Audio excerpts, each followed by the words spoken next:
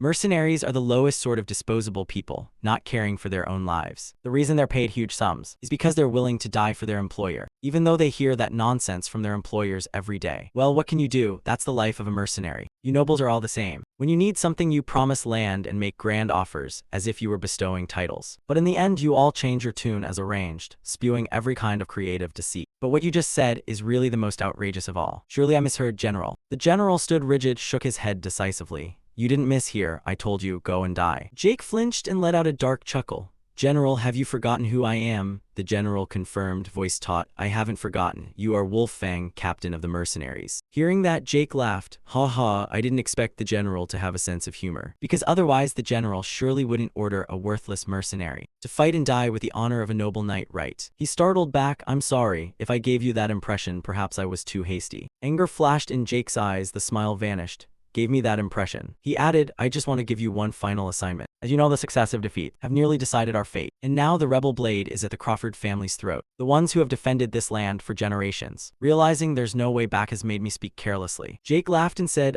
just fallen on hard times. I completely understand, General. With our current situation, then Jake thought to himself, seems it's time to make a run for it. If the Empire's greatest talent is cornered like this, you can tell. Too bad, he's actually a decent guy compared to the nobles. But a final mission amid this mess, he wants me to scout an escape route. I suppose I can treat it as a last errand before collecting the final payment. The general drew a hard breath. It's simple. Tomorrow the rebels will launch an all-out assault. Stand with me and hold them off for a short while. Just until my lord escapes safely. Or if even that can't be done, then just until I am dead. I'll pay you fairly with this. Take it when you withdraw. A gem of this size will cover 3 years' operating costs for your mercenary company.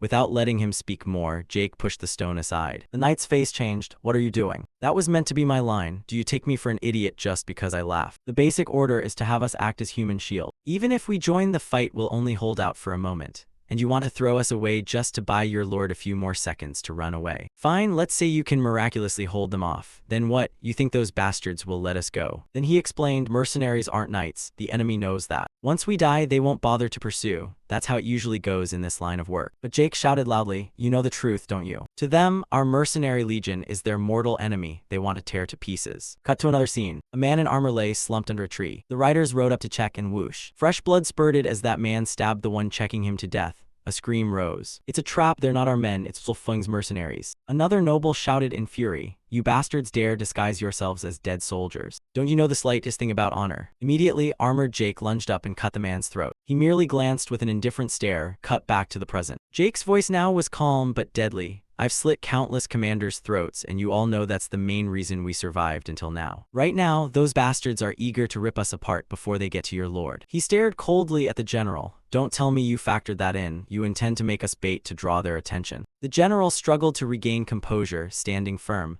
I only hope you'll carry out the mission. If not, I have no choice but to behead you and take command of the mercenaries myself. Jake immediately jumped back. The disappointment was heavy in his voice. I thought you were different from the other nobles. Turns out you're the filthiest shit of them all. The general looked away and replied, I'm sorry, I truly am sorry. Jake looked at him and added, don't apologize, this is actually perfect. Because offering the head of a bastard like you to the camp out, there would trouble me not at all. The general looked incredulous. So you intend to hand my head to the rebels and beg for your life? Jake's voice was ice cold. Yes, I want nothing more than to hand it over and run, but you've likely prepared to keep us here. In that case, as their captain, I must do everything I can until the last moment. Even those damn rebels will be satisfied with 2 commander heads and let the rest of my men go free. He asked, puzzled, 2 heads. Don't tell me you intend to offer your own head just to save your subordinates. Jake said, I brought them all here out of my own selfishness. I promised them I'd show that we could achieve our dreams even starting from the bottom of society. They trusted me enough to follow this far, so I have to be responsible. Because I'm their captain. The word stunned him into silence. Then the general let out an awkward, hollow laugh. His face twisted with a mix of irony and deep respect. Ha ha, yes, of course, it's a pity, but that's the true meaning of a leader. Instead of Crawford, I wish you were my superior. Jake drew his sword, lunging forward to strike with everything he had. The general seemed resigned to his fate, standing still and replying, do not forgive me. Fresh blood poured out, staining the cold stone floor. Jake looked at the noble as he prepared to meet his end, a silent respect in his eyes. Jake thought, I saw this coming, but I didn't expect the gap to be this wide. Damn talent, having a father like that is something. I ordered them to run if I didn't return on time so I can die with some peace of mind. Besides, I've always been prepared to die like this. Only one thing puzzles me. If I had been given the same chances as that man, how far could I have climbed? In the next moment, the scene abruptly shifted to a lavish room. A face was etched with fear and despair while the person in the bed lay motionless. "Master, please wake up." The figure on the bed suddenly stirred, opened his eyes and said, Who are you?" The man beside the bed raised his hand high and struck down, sobbing. Not answering the question but pleading louder, "Please wake up." A loud smack echoed through the room. Jake lay in bed blinking in confusion. What the hell, did I just get slapped? I mean seriously, who the hell just? The crying figure, a male servant, sniffled. "Please come to young Master Lucian." Still dazed, Jake responded with a simple, bewildered question. "What?" The warm, sunlit luxury of the bedroom suddenly felt oddly suffocating as the protagonist wore a plain white shirt. He thought to himself, sensing that something was very wrong. He raised both hands, confusion and horror clear on his face as he realized. First, where is my body? That scarred, battered body like a rag. Instead, I saw the young master's hands so clean they smelled like fresh grass. And who the hell is this brat? Han, with his blazing orange-red hair, was buried deep in the blanket, wailing uncontrollably, snot and tears streaking his face in utter anguish. Just moments ago, he was wiping sweat from my cheek. Now he was screaming his lungs out. He looked up at the protagonist and cried out loudly, "What a relief, young master. I really thought you were dead." My heart nearly stopped. If that had happened, obviously I, your personal servant, would have been executed. But putting that aside, isn't this a catastrophe for our family? He looked at the kneeling servant, brow furrowed in mild suspicion, and thought, moreover, what nonsense has this guy been spouting? Personal servant of the young master of the clan, none of those words belonged to my life. Most importantly, I was certain I had died then, utterly beyond any saving. But how is my head still attached to my neck like this? After a moment of inner silence, looking over the lavish room, his mind cleared enough to conclude. Given the situation, there was only one possible conclusion. He pushed the blanket aside and realized, right now, I have entered the body of a complete stranger. His bare feet stepped onto the cold floor and he strode toward a mirror. And this guy even had a strikingly handsome face. Surely this man is a noble right, descendant of a money-soaked family. I need to dig up more about this guy. His name must be. Then he called out loud, "Hey Han, I have a question for you." Han put his hand to his chest and answered anxiously, "Yes, please ask, young master." Looking back into the mirror, the protagonist asked directly, "What year is it?" Han, confused by the odd question, asked back, "This year." Han quickly reasoned, "Ah, you must still be dizzy from the poison. It is currently the imperial year 846. The answer struck Lushoan like a physical blow and left him stunned. His mind fell into darkness, filled with blood and broken icons of time as he silently screamed, "What? 15 years before I died, does that mean I've gone back in time?" He put his hand to his forehead and let out an exasperated breath. I don't know how this happened, but if I keep being surprised, I'll never get anything done. First, I have to focus on what needs doing." His eyes narrowed with cold concentration as he accepted and said, "All right, so that's settled. Good, next question. Han, the personal servant, do you want to die today?" Han flinched in terror, trembling and asking desperately, What do you mean all of a sudden?" His voice hardened. How dare a lowly servant touch his master's body? If you don't want to die, answer me. Lucian stared at him fiercely and commanded, "Who am I?" Han trembled, then immediately bowed deeply, begging, "Please forgive me, young master. I was so flustered just now that I committed a grave rudeness. Your noble name is Lucian Valdek. You are the third son of the great Valdek family." The name made Lucian startle. Merely mentioning the family conjured an image of a grand mansion beneath a blazing sky, a banner of glory flying. The Valdek family, I know the Valdeks. A pillar that has supported the empire throughout its long history. They are a prestigious, ancient house, holding the position of the emperor's most trusted courtiers, wielding power on par with the royal family itself. This great house, I'm quite familiar with this family situation, because the Valdek mansion is where I served as a guard for several years 15 years ago. But when I died and opened my eyes again, I thought I had returned to my old job, only to find I'm the third son of the Valdek family. What a joke. All imaginable humiliations just because my station was too low. And only now someone finally hands me an opportunity like this. If I'd been given the same chances as everyone else, how high could I have climbed? And now people expect me to go out there and prove it. Very well, if that's what they want, open your eyes wide and watch how high I can climb. He threw open the grand French-style doors to welcome the brilliant sunlight, spreading his arms to embrace the light, his face radiating confidence, "And see how I will live." Stepping out of the magnificent mansion, he walked down the glittering corridor in a finely tailored outfit, nodding, "Indeed, the Valdek Grand Duchy. I've been everywhere in my life as a mercenary, but in terms of splendor, this place is the finest. I need to get used to this as soon as possible." But as he walked, he noticed the servants watching. "The servants here have been," he heard their whispers. "Is that really young Master Lucian? I wonder how long it's been since he went out like that." He felt uneasy. The way they looked at him was off. Surrounded by staring figures, he leaned toward Han and asked, Han, is this just my imagination? Han reassured him, that's natural. After all, young master, you've been living in seclusion and haven't met anyone but me. It's been a year and 2 months. Lucian sneered bitterly, disgusted by the previous owner's behavior.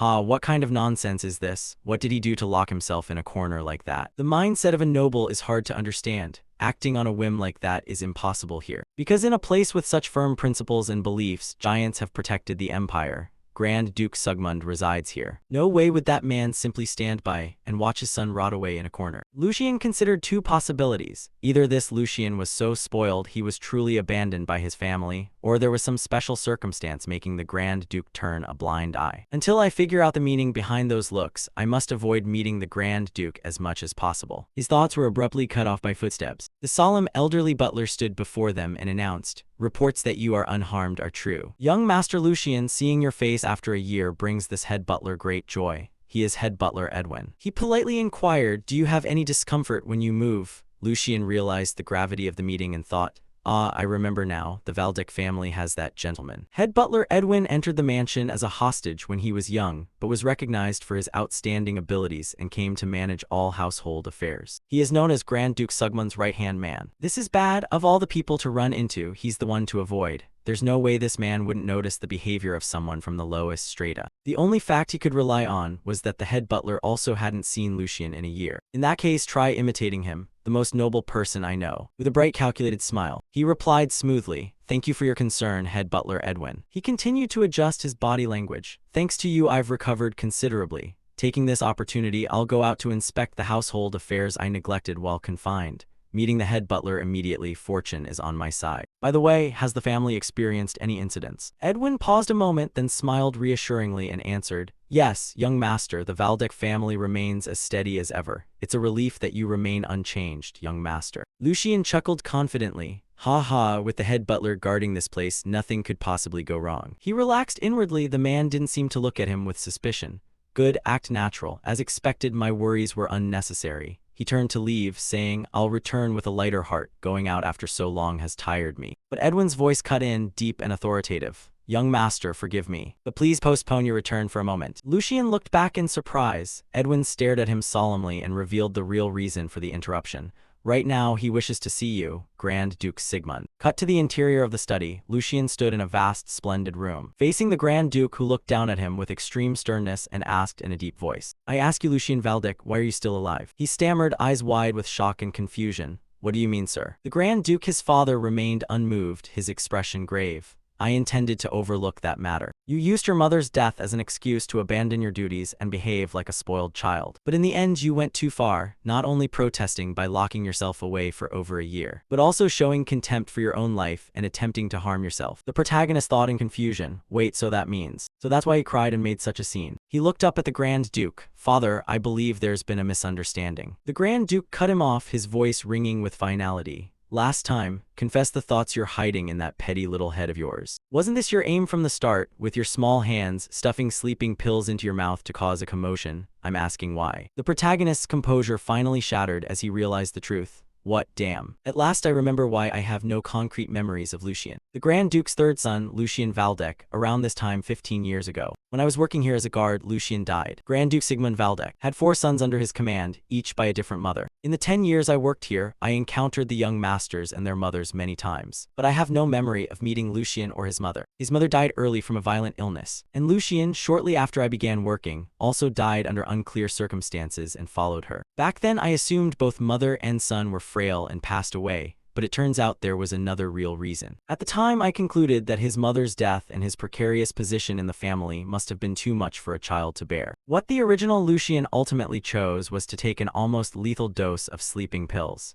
He tried to gain even a sliver of the Grand Duke's attention. However, he hadn't calculated that during a year of seclusion, his body had weakened significantly and couldn't withstand the effects of the drugs. He simply died. "This is getting thorny," the protagonist thought, watching the Grand Duke. I assumed he was harsh toward a son he hadn't seen in a year. But now I feel this reaction is natural, isn't it? As a father with a child, whether a Grand Duke or not, he must be in utter anguish. But now is not the time for me to empathize with others' emotions. I'm standing on the brink myself. That man certainly said last time. This is a clear ultimatum. I can hear it. The voice of my golden future is cracking because it's too sacred. He reflected, knowing he was standing on a knife's edge. If I utter even a single word that displeases the Grand Duke, at best I'll be sent to a remote monastery to become a priest and bid the secular world farewell forever. Or dragged off to a harsh northern territory to endure bone-numbing cold and wild beasts for the rest of my life, living a life even more wretched than that of a beggar. Don't make me laugh, this is the new life I barely won even if they were to chop off my head. This precious, priceless future, I won't let someone else's family tragedy ruin it. Stealing his resolve, the protagonist straightened. Since you asked me to speak, I will. First, for staining the Valdec name with my idiocy and causing father so much worry, I sincerely apologize. This is my fault, there is no room for excuses, and I am willing to accept whatever punishment you impose. A skeptical remark escaped the Grand Duke's lips, saying that now changes nothing. The protagonist boldly cut in, so shouldn't you be rejoicing now? The Grand Duke asked stunned,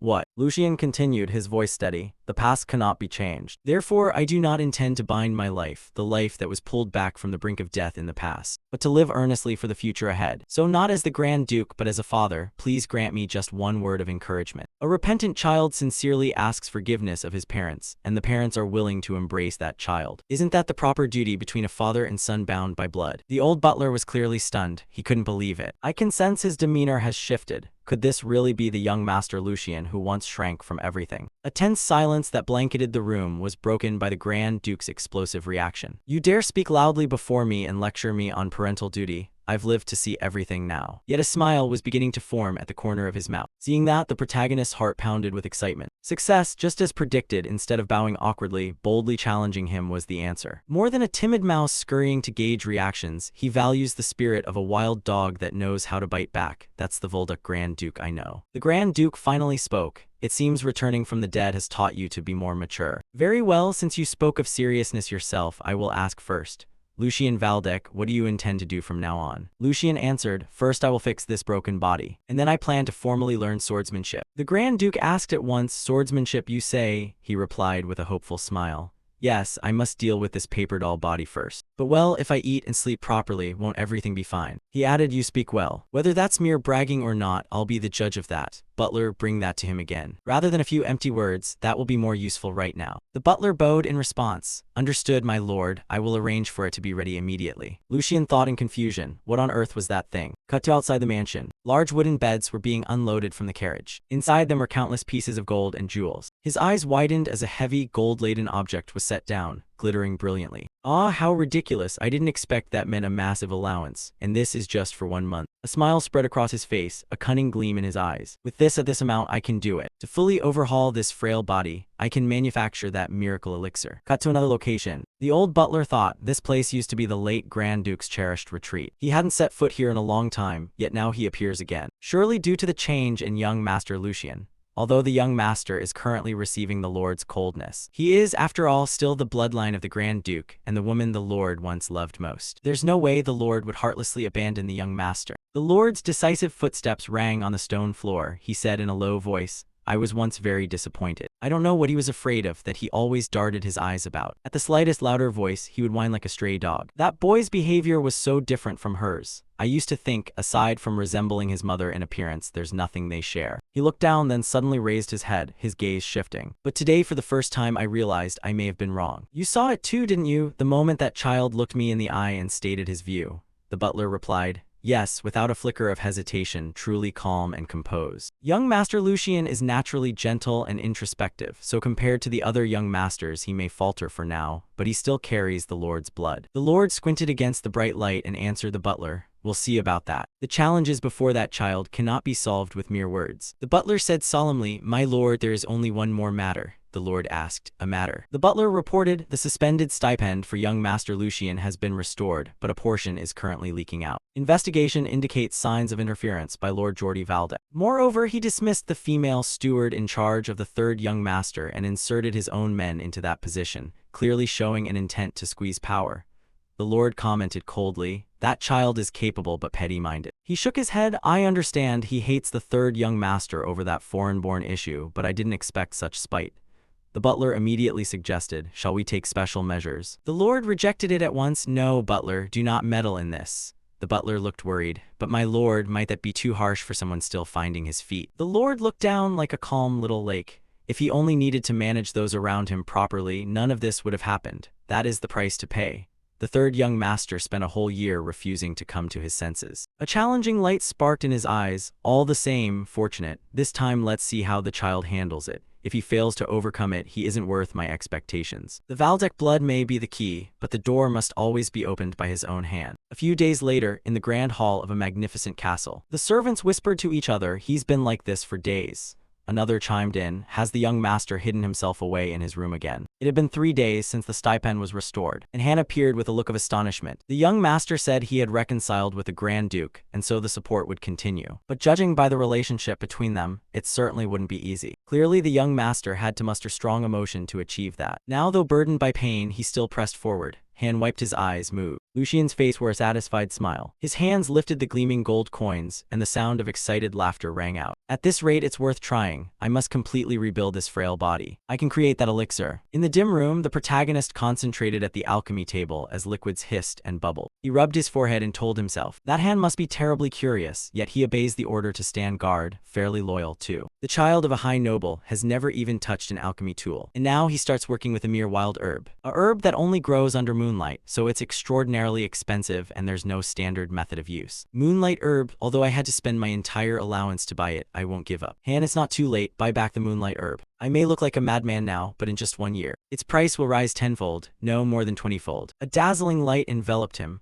I'll be explosively rich again, no one can imagine it. Lucian's face broke into an arrogant grin. He cleared his throat and calmed himself. In hindsight, one must admit those alchemists were bold. At the time, the success of that thing was still quite uncertain. Yet they dared to gather moonlight herb from across the empire. It was a gamble that cost the lives of the entire alchemists' guild. But thanks to that daring, they produced an unprecedented elixir that shook the empire, the so-called drink of the gods, nectar. Though they were threatened with sacrilege for daring to toy with divinity through pharmacology. Once the effects were known, every successor hurried to praise them. Over 1,000 years, no one has denied this truth. A warrior's limit was said to be decided at birth, and no one could surpass it. Talent was fate and aptitude never changed. In the end, no amount of struggle could overcome innate limits. And what utterly shattered that notion was nectar. Just by drinking nectar, someone without talent could become a useful swordsman. Even if what I produce is far inferior to the original, just a knockoff. With a body this shattered, there's nothing better to rely on. You should be grateful to me, noble brat. After the empire fell into chaos, the Alchemists Guild was the first to be burned.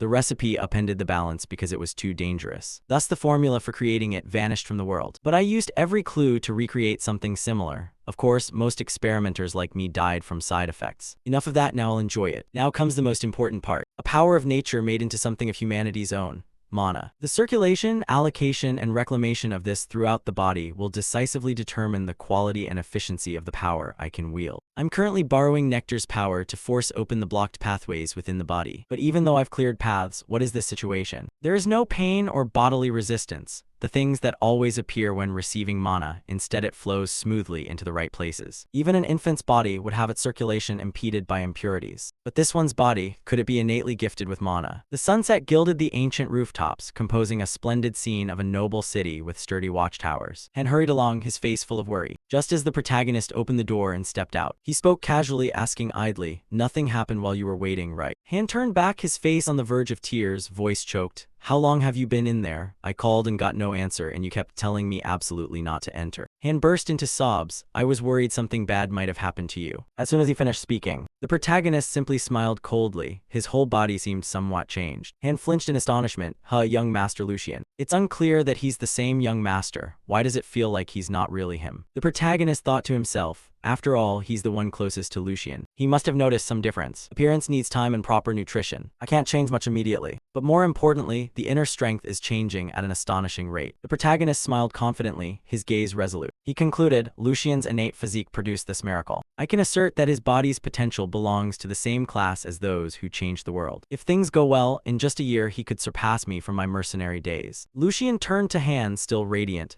Han, looking back, I only have this chance thanks to you. Han was flustered. What did you say? Lucian smiled and put a hand on Han's shoulder. Grudges and favors should be clear. Listen carefully, Han, I only say this once. Sell everything, even the household undergarments. Sell them all and use the money to buy more ingredients for me. His smile widened to a terrifying grin. The protagonist declared plainly, I'll ensure you have the smoothest experience. Let's set off straight up to the heavens. He thought to himself, I'm really jealous of you, Han. In my day, I never met any noble this kind. Han was still dazed. young master. A week later, in a peaceful forest, the crisp sound of footsteps rang out. The protagonist Lucian now wore an elegant plum-purple outfit, stretching leisurely with his arms out, while Han stood beside him, still looking a bit worried. Lucian mused inwardly, life like this is excessively comfortable. There were now delicacies to eat, and rooms kept spotless without lifting a finger. He recalled being tended by the butler and servants, even having his bed prepared for him. Whereas before, going hungry was an everyday affair. Thanks to that, I can focus fully on recovery and resolve the worries that have plagued me for so long. The protagonist glanced at a note about Jake's existence, the man who had essentially become a guard at Valdek by now. After verifying with the captain, they confirmed no one like him had ever applied, and my old shift is now taken by some unfamiliar fellow. Lucian breathed a sigh of relief and reassured himself. Good thing meeting him would have been useless and only troublesome. I can't face the shadow of my past. Lucian closed his eyes as a bead of sweat rolled down. He might die of embarrassment. Seeing Lucian, Han hurriedly called out in concern. Young Master Lucian, are you really going in there? You once said you'd never set foot in the training hall. The protagonist was surprised. Did I say that? Han replied firmly, yes, you did. Han whispered in a fearful voice. After being reprimanded by the second young master during training, you swore you'd never return. Lucian thought, from Han's reaction, I understand the situation. Martial arts are an essential skill for noble children, so this must have been a good opportunity for the second young master. Under the pretense of sword training, he instilled a terror of violence into little Lucian, making him afraid to go near the training hall. The protagonist smiled to reassure Han. Though I understand the reason, you don't need to worry, it's all in the past now. You only need to trust and follow me. As the protagonist and Han stepped inside, the clash of metal echoed throughout the training hall. A man in dark clothes with a bushy mustache looked surprised. Huh, really? That third young master came here himself? Another answered, yes, certainly, he's touring the hall with his retinue. The mustached man stared, frowning. He muttered, what exactly is that brat's intention in coming here? He couldn't possibly have forgotten what happened that day. No, perhaps this is for the best. He quickly ordered the man beside him. Report this matter to that gentleman immediately. Before he arrives, I'll prepare a fine meal to entertain the guests. Meanwhile, the protagonist Lucian stood in the center of the training hall, both astonished and satisfied. He marveled at the scale of the place. Oh, even my expectations are surpassed here. Not only were there plenty of spare weapons to use freely without fear of damage, but he also saw vast space enough for high-intensity training routines. Is this really a private facility? If I had trained in a place like this back then, perhaps more of my comrades would have survived. Heavy footsteps sounded. The mustached man stepped forward and spoke sarcastically. Oh, so I wasn't mistaken. It really is the third young master. I was so surprised I thought I was wrong. I still remember a year ago when Lord Juddy disciplined you. You ran off without even looking back. That scene is as fresh as yesterday, just like a lamb trembling before an old wolf. Or are you still afraid of this place? That you had to bring your retinue into this sacred space of warriors? Long time no see, Hendrik. Greetings to you. Hendrik smiled slyly, recalling the previous incident.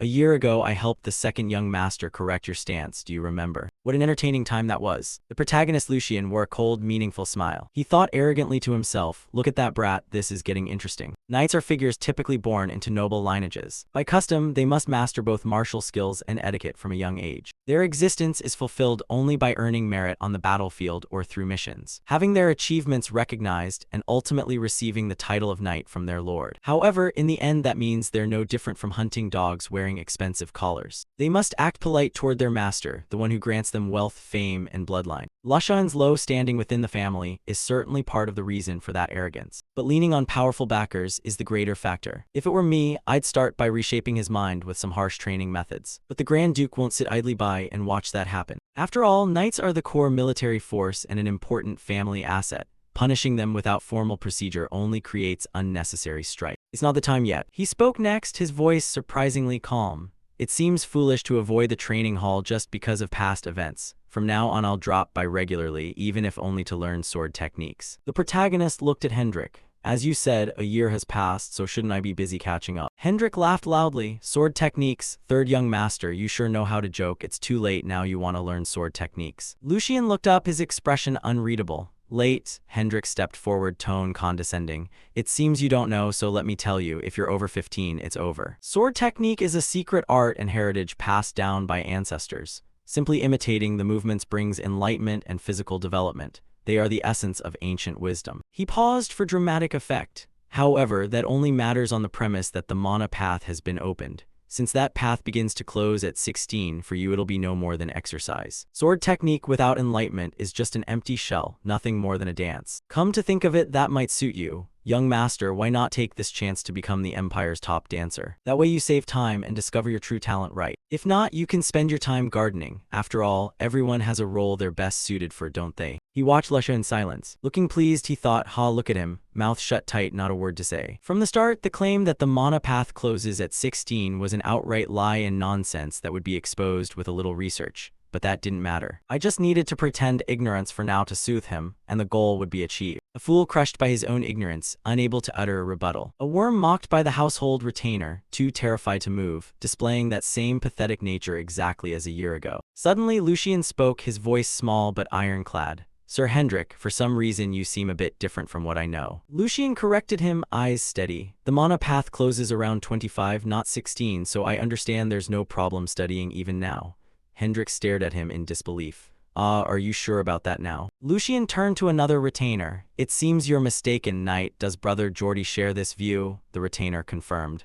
"Of course, that's common knowledge." Hendrik's mind spun. There's no way out now. Since I mentioned him, he won't even think to contradict me. He spoke up, nodding confidently. "Yes, that's right. Even the second young master said so." Lucian pretended to turn to Han, who looked utterly confused. "Han, it seems the Valdec line is finished, don't you think?" "Certainly." Han stammered, "Young master, why am I being dragged into this?" Lucian glanced at the retainer and fixed his gaze on the knight, thinking, how could he be mistaken about common knowledge that even a stray dog would know at his age? Does that make any sense? How many talents had their opportunities stolen by that twisted belief? Ah, tears blur my vision. Thinking that my brother is the owner of such an empty-headed mind. Hendrik looked completely flustered and defensive. "What the hell are you talking about?" Lucian raised a hand to stop him. "Don't interfere. If what the knight says is true, this is a disgrace to the family and a clear crisis, isn't it? Surely you don't intend to deceive me. The son of your lord, are you?" The knight went pale with fear, trying to retract his words. "What do you mean?" The protagonist repeated. "Ah, please forget what I just said. I was just taken aback because it's so hard to believe. No way would a Valdec knight be petty like that, right?" The knight drew a trembling breath. "Of course not."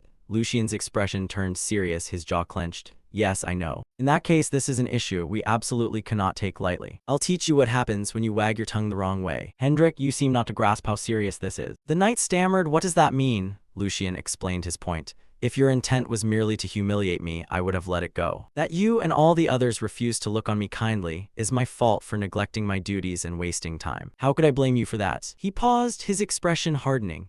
"However, aside from that, if you, a knight, and my brother, the pillar of the great house, are obstructing recruitment of talent with false knowledge, that's something I absolutely cannot ignore. That will create cracks in the military strength of the Valdec knights. And strictly speaking, it could become a serious danger to the safety of the people within the territory. As a member of the Valdec name, my fury is completely justified. Hendrik, do you now understand the seriousness of this matter? You'd best steel yourself. I intend to report this to father and demand an internal purge." Hendrik's mind raced, flooded with horror and confusion. Wait, he used to tremble just hearing that name, so why is he making such a fuss now? No, has this brat always been like this? He used to be as weak as a lamb. This is almost. At that moment, heavy footsteps sounded nearby, and a new voice rose, cold and authoritative. "What's all this commotion?" Hendrik called out, both relieved and desperate. "Lord Geordie, you arrived at the perfect time." The second son, Geordie Valdec, glared at Lucian with utter disdain. "It's you again, Lucian Valdec." The knight rushed forward to explain. "Second young master, let me explain. Actually, this matter is..." Before the man could continue, the elder brother cut him off, his voice icy like a CEO's. "Stop, you don't need to explain. Because I witnessed your shameful behavior with my own eyes. Being manipulated by a child less than half your age. Truly disappointing. Control your expression. Unless you want to make things harder for me." Han hid behind him. The protagonist could only whisper in despair. "Lord Geordie, he seems very angry." The protagonist assessed him. Indeed, his expression was terrifying. The second son of the Valdec household, Geordie Valdec, stood there with the bearing of a rightful heir of a traditional noble family, truly nobility among nobles. Everyone knew he had recruited outsiders because his influence was being squeezed by the eldest son. He personally declared he would bring them in, asserting that if they proved useful, he would overturn the board. The protagonist straightened and bowed formally. "Greetings, brother Geordie Valdec. Long time no see, second young master, have you been well?" Then Geordie questioned Lucian. "Can you explain so I understand? It seems there's been a misunderstanding after so long apart. Dragging my name into this and causing unnecessary chaos was clearly a mistake. As for the exchange between you and the knight Hendrik, you dared to damage the Valdec family's dignity." He feigned innocence, stunned.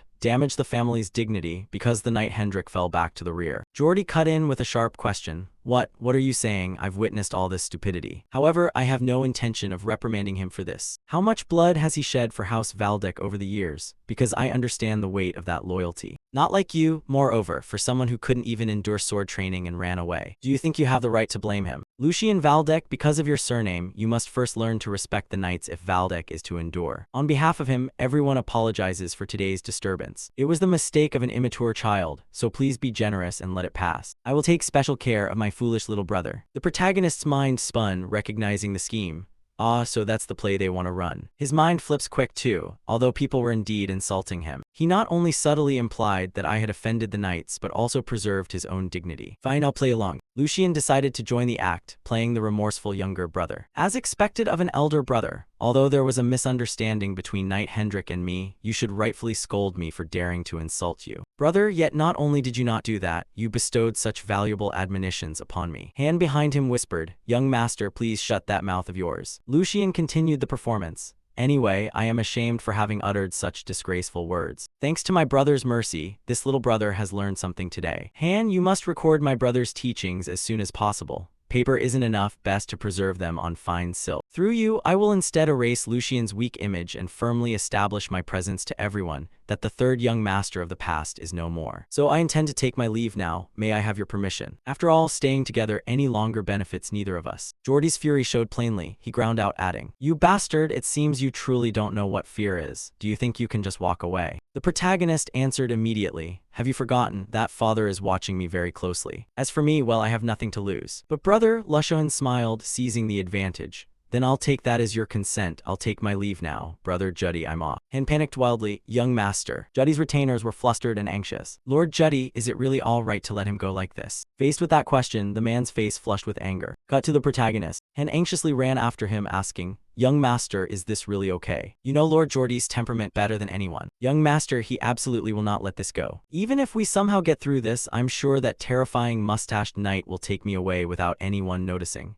Lucian reassured his servant. I understand, so calm down. Indeed, only those who have endured that temperament truly understand it. When an incompetent superior makes a fuss and then pretends not to know, you know how vile that feels. He spoke, that won't happen, so stand up quickly. A lowly knight wouldn't dare do such a thing, and I won't allow it to happen. You've suffered a lot for me all this time, Han. If a master acts like a fool, it's the subordinates who suffer most. Especially since you're my personal servant, it must be even worse for you. I promise you one thing, from now on, I will never let my foolish actions cause my people to be disrespected or tremble in fear again. So let's work together, Han. Cut to the next day. He walked with cautious steps, his mind still lingering on the earlier incident at the arena. He found this sudden quiet suspicious, like a veil hiding something boiling in the dark. After the arena incident, I wondered why the atmosphere was so silent. The bastard Juddy I know isn't the sort to sit still and accept defeat. So that's it, so this was the petty plan you people carried out. He snapped angrily, do you know how long I've been waiting for this day? Han stood nearby, rigid with loyalty. Yes, young master, we cannot let this matter be swept under the rug. The protagonist asked, are you ready, Han? Han replied immediately. I am ready, young master. Lucian declared, his voice sharp. How dare you touch my petty allowance? Han added, and my wages and bonuses too. His fury poured out like a torrent, a fiercely personal violation. The origin of this rage began with a budget proposal delivered to him that very morning. He had been looking forward to the day his accounts would finally be full. It should have been so. Shocking, wasn't it? He stared at the damned document. Lucian Valdek's petty allowance total had been cut by 75%. Han's wages and bonuses were cut by 30%. Confirmed, it's true. He whispered, eyes blazing, second young master, that damned bastard took my allowance. He carried it out through the housekeeper I appointed at my residence.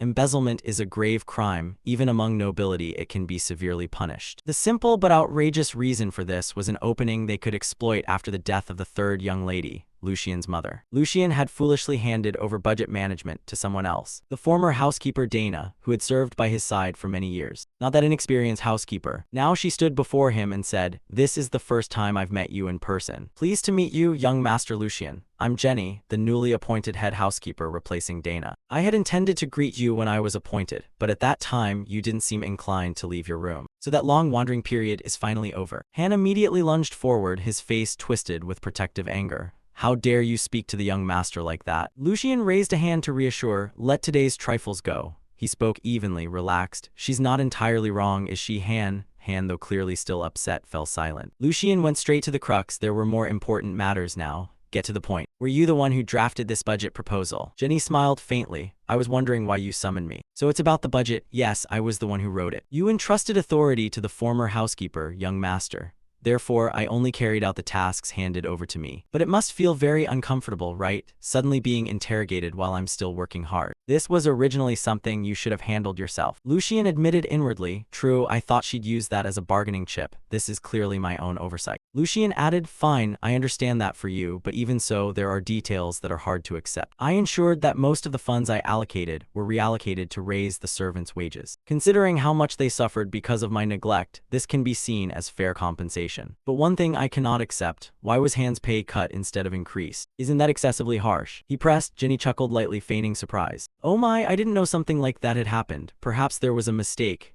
Managing an entire household is exhausting because it requires attention to so many things. Everyone here can attest to how heavy my workload is. Isn't that right, everyone? The other servants worriedly murmured their agreement. Yes, that's right. Miss Jenny has been very busy lately. We'll do our best to help her from now on. Hearing that, Lucian turned and ordered, let's go home, Han. Han asked flustered, what young master, that's it. Lucian spoke a pointed truth, his gaze distant. This body may be mine, but my limbs answer to someone else. Head housekeeper, I have one final question, answer carefully. Do you know who your true master is? Jenny paused, then delivered the calculated betrayal at last. On that matter, I must ask Lord Geordie. Lucian walked on, a cold resolve settling in his soul. A rotten organization must be removed to survive. That is my situation. At that moment, in a dark slum, an underground fighting room emerged. The protagonist and Han watched the match from inside. Han immediately asked, young master, didn't you say you'd go fishing to clear your mind, but this place? A voice from the ring shouted, hey you bastard, watch your moves. I bet my whole month's pay on you today. Another voice cheered, right, push him down. Lucian savored that chaotic energy. Don't you feel it? This is where you'll hit the jackpot. Then he stepped up to the betting counter. The receptionist looked at the protagonist's small stature and said, this isn't the place for a spoiled brat like you. Leave now while I'm in a good mood. The main character said little. He quietly placed a very large purse on the table, then slowly pulled down his hood. Is this enough proof then? What's the matter? Don't want to welcome guests? Jenny, with a calculating, satisfied smile, was plodding around those fragile threads of power. First and foremost, Jenny is not merely a servant, but the daughter of the wet nurse who raised Geordie since childhood, and touching her would only ruin their plans. Lucian understood all too well that the hierarchy around him was a chaotic, illogical tangle, far worse than he had ever dared imagine. Standing beneath the light of the lavish parlor, the protagonist realized that fixing such a mess required a very specific formula. A test had perhaps been staged, or at least overlooked by the Grand Duke himself. With sharp, calculating focus, he settled comfortably into his chair, thoughts resonating with cold ambition as he decided it was time to show them exactly what he was made of. A predatory smile widened across his youthful face as he savored his successive victories. The crowd around him whispered in astonishment at the protagonist's skill, noting how easily he had felled such a seasoned, veteran player. Lucian toyed with a blue chip, flicking it lightly into the air as a challenge to his trembling opponent to continue. Want to stop here? Things are only getting interesting. One more round. Beside him, Han looked as if his heart would burst, clutching his head in sheer panic and begging him to leave while they were winning big. The protagonist simply leaned back, hands clasped behind his head amid towering piles of winning chips, and called for a real challenger to step forward.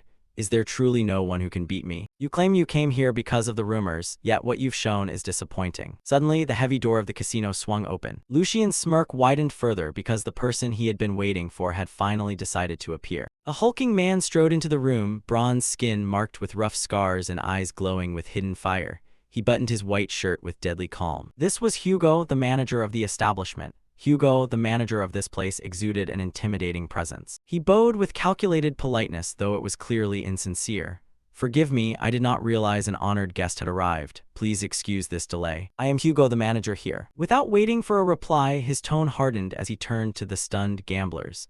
I apologize for the inconvenience, but we must close right now for some special reasons. If you return later, we guarantee better service. Hugo turned back to Lucian, his smile icy. This may upset other patrons, but what of it, as long as young Master Lucian can enjoy his time in peace. Lucian showed a faint look of surprise, though his composure never cracked. Oh, though I rarely appear in public, you recognized me immediately. Hugo replied smoothly, yes, I suppose one must have that kind of instinct to survive in this line of work. Once again, I apologize for the belated introduction. Lucian waved him off. Don't bother, I just dropped by for a change of scenery. Hugo's eyes narrowed, a calculating glint of interest appearing. but that last game was extraordinary. Young master, if I may I be your opponent? It's been a long time since I've seen a guest win so many consecutive hands. Then he issued a genuine challenge. Of course I am no equal to you, young master. However, as the manager here, I've picked up a few tricks over time. Would that be enough to pass the time for you? You'll take the table yourself, Lucian asked, intrigued. Beside him, hand trembled, leaning in to whisper urgently. Young master, should we go home now? We've won a lot of money already. I have a bad feeling about this guy. I often see frightening men in the palace, so I know eyes like his are extremely rare. Lucian's face acknowledged the servant's keenness, thinking to himself, Han, it seems your years as a servant were not wasted. I think that's correct. The protagonist's thoughts drifted, recalling the chilling stories about the man before him. Hugo the Black Shark, a name that could shake the underworld. His path began in a dark alley of the city. Where he had nothing but a tough, flexible body, but with plans and violent methods, nothing could stop him. He quickly rose to become an important figure. After getting involved in gambling, smuggling, and even premeditated murder, he became the king of the night, ruling the underworld of 5 territories. Then, using the empire's collapse as a stepping stone, he proclaimed himself a baron and transformed into a warlord of the empire. Currently, he was still nothing more than a novice, but as Han said, the truth was he was dangerous. Lucian met Hugo's gaze across the table. The smile returned, but this time it was icy. Today I've come to subdue you. He broke the silence with a casual, easy suggestion. Why don't we play a simple hand? Hugo's face lit with a sly, eager smile. Sounds great. Also, remove the betting limits. I don't want young master, who personally came here, to get bored so quickly. The protagonist replied at once. Well, confident, honored too, Hugo flattered him. Finally someone to talk to. But in his mind, his true thoughts were venomous. Just a typical spoiled brat pretending to be tough because of his noble name. He doesn't even realize those words will be the noose that chokes him later. He silently abandoned his original plan. The designated dealer was not part of the plan. But a kid with no life experience like him would only sink deeper when he tasted defeat. I will squeeze you dry, ungrateful brat. Lucian noticed the dark glint flash in Hugo's eyes and decided to strike. He feigned interest. Ah, where are my manners? But before we begin, there's something I want to ask. That okay? Hugo answered, appearing cooperative. Of course, young master, I will answer honestly. Lucian paused, his gaze sweeping the lavish but illicit scene around them. This is our first meeting. I rather like you. A leader can be judged by the attitude of his subordinates. You continue, your voice so calm it fools the other party. Although this isn't exactly a legitimate business, running a place this big must be quite profitable. If you crossed the line, our side would certainly hear about it and would have shut this place down long ago. Hugo insisted on appearing humble and cautious. Because I know my position, of course I'm careful not to offend those above me. Lucian chuckled shortly. Ha ha, don't be so rigid. I may be of the Valdec family, but we're not the sort to make demands. So I want an honest answer from you. When do you intend to start mass production? Hugo's cooperative mask cracked. Genuine confusion and surprise appeared on his face. What kind of production are you talking about? The protagonist's smile was the final verdict, cold and without warmth. Oh, you know, the thing you're preparing in Vesta, an illegal hallucinogenic drug. In the suffocating, breath-stealing atmosphere, every word Lucian uttered seemed to freeze everything. I'm talking about illegal hallucinogenic drugs. Even Han, standing right there, flinched in alarm. Every muscle in his face went rigid. Hugo, seated opposite, seemed to be caught by the throat, motionless and terrified. Quickly, Hugo reacted, feigning confusion in his words. Young master, what are you saying? Hallucinogens, what is that? Lucian toyed with some counterfeit coins, lifting and letting them clack together, and replied deliberately, hey, you heard me clearly, why ask again? The third young master rested his chin casually, smiling in a way that made others' skin crawl, each word laced with pressure. You're entrusted by Baron Logren's family, aren't you? Then the smile died, replaced by a cold face continuing, to shake Waldeck by distributing illegal narcotics. A moment later, Lucian feigned disgust, waving to dispel the heavy air. I didn't expect a baron to issue such cheap orders. There are lines one mustn't cross. Hugo, who had been sitting silently listening, froze at the question. Do you agree, Hugo? Before he could grasp what was happening, the next words landed like a sentence meant for Hugo, numbing him. No, actually, you're the more impressive one. Where did you find such audacity to do that on Waldeck's territory? Now darkness surrounded Hugo. It was just him and an elongated shadow waiting for execution. The moment this all breaks and you're caught, everyone connected to Waldeck will tear you apart and kill you. Lucian ended the verdict with a sharp, concise line. Everyone, no one spared. After unleashing a torrent of threats, he sat back calmly, certain that Hugo's mind must be in turmoil now. Failure meant death, the entire plan exposed. Lucian spun the angry Joker card between his fingers. Against the Waldeck family, no worse opponent could exist. He recalled the past, the Duke barging into this area, the scene that should only have been revealed 2 years from now, when the Duke received reports of narcotics spreading through the territory. But he found everything in disarray, no one in sight, and raided the base. The Duke, realizing he'd been deceived, was furious. Hugo had long since fled the city. Back in the present, Lucian felt a thrill. Being tricked then proved useful in situations like this. Finally, Hugo responded. He bowed his head, clasped his hands tightly, and spoke cautiously. "Young master, there seems to be a misunderstanding." While the servant panicked, Lucian remained indifferent. A misunderstanding. Hugo trembled as he tried to explain. "I'm just a cowardly man trying to earn a few coins at this little shop. Me deal drugs." Suddenly he sprang up and shouted pleadingly, "Surely someone jealous spread those rumors. If you give me a chance, I'll expose the one who started them." Hearing this, Lucian was mildly sarcastic. "You say they're baseless rumors." He stood and leaned toward Hugo to press him. "So the mill you back is just an ordinary shop, and this secret tunnel is merely an escape route leading outside the castle." Lucian lowered his gaze, coldly delivering the killing blow. "I'll ask one last time, what stage are you at?" Faced with irrefutable evidence, Hugo was terrified out of his wits. He sank down, stunned. With that thought running through him, he knows everything about the crooked shop and the secret passage too. If he already knows so much, then excuses are useless. And so he seemed to have made up his mind then. Then no more fearful, flustered expressions, for Hugo now harbored a murderous intent. Should I kill him? A nearby gatekeeper caught on to the implication, drew his knife and waited for orders. Having dealt with many kinds of people, Hugo assumed a noble brat without guards could be finished with a single stab. His henchmen had secretly hidden a knife behind them ready. Han nearly wanted to stop his master from further provoking the man, but Lucian didn't seem to care much. "Think carefully before acting," he thought.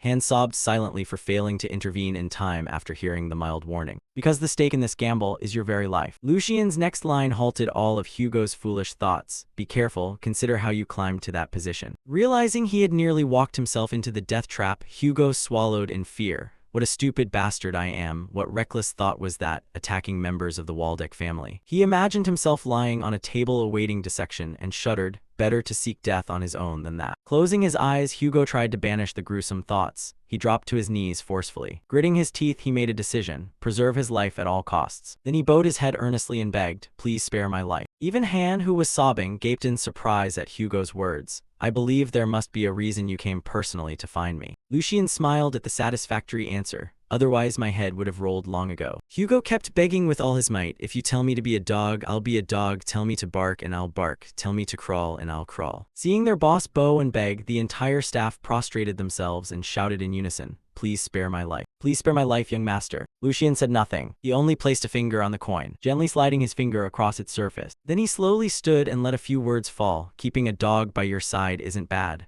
I also need some hands to give orders to." Hearing that, Hugo relaxed slightly and looked up, stammering, "Thank you, sir. As long as you command, I will do anything." Lucian stepped up to him and said, "But..." Then he calmly sat down before Hugo and taunted, "Is that a bit boring? You're not someone who should be satisfied with merely being a hunting dog." He placed a name on his shoulder and called, "Hey, Hugo." Then he offered an invitation that froze Hugo. "Do you want to try becoming a knight?" He knelt there motionless, a chaotic question lodged inside him. "Do I want to become a knight?" Bowing his head, he recalled the dream he'd lost, the dream he once longed for madly. But in the end, he had to give it up. As time passed, reality became clearer. Memories flashed through his mind. No matter how much I trained my skills. The scenes he'd lived through, killing, risking his life for his lord, and then having to abase himself to receive the meager rewards tossed down. Ultimately, I was only a useful tool for the noble elite.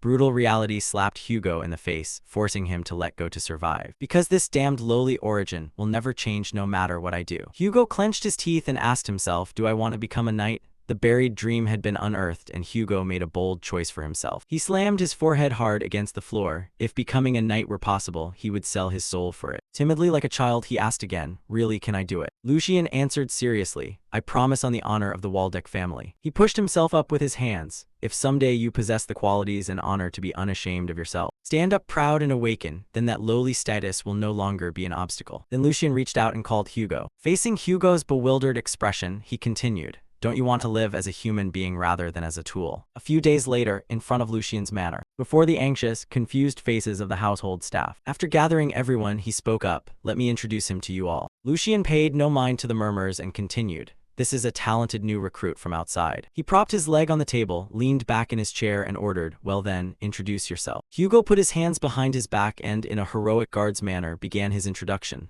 I am Hugo. From today, I will begin assisting the young master. He wore a grim, fierce expression and hoped for the elder's support. Outside, bright sunlight streamed through the windows into the room. Lucian, with his leg on the table, scanned everyone with a glance. He clapped once and said, all right, the introductions are over. Then he casually ordered, call the steward here. The puzzled servant asked the steward, why all of a sudden before he could finish speaking. Lucian calmly cut him off. I brought back a new servant. Shouldn't I introduce him to her? Thinking of Jenny, he sneered sarcastically. We can't let things run wild like before, right? So I have no choice but to report this to that busy steward. After explaining, he silently watched each person's expression. I knew it, there's that reaction again. Lucian pondered calmly, this household can't be straightened by normal means anymore. Across the room, the servants grew anxious and restless. Everyone, do not act rashly, calm down, yes, do you want trouble? And over here. Seeing the servants' gazes, Lucian made a cold decision. In their eyes, I'm no different from a rotten rope. If that's the case, I must discipline them properly. Then he boredly inspected the pile of items on the table, waiting for the group to voice their opinions. Finally, after a while of discussion, the brown-haired man stood up and spoke. Young master, please consider our situation as well. His manner was arrogant yet assertive. Don't you know that the steward is extremely devoted to Master Geordie? What fault could we possibly have? They pleaded pitiably, we only want to live peacefully as before. Those words grated on Han's ears and made him bite his lip in discomfort. Finally, he could no longer hold back and shouted, everyone, wake up. Have you all forgotten your duties? Han's eyes were wet. With a firm tone, he declared,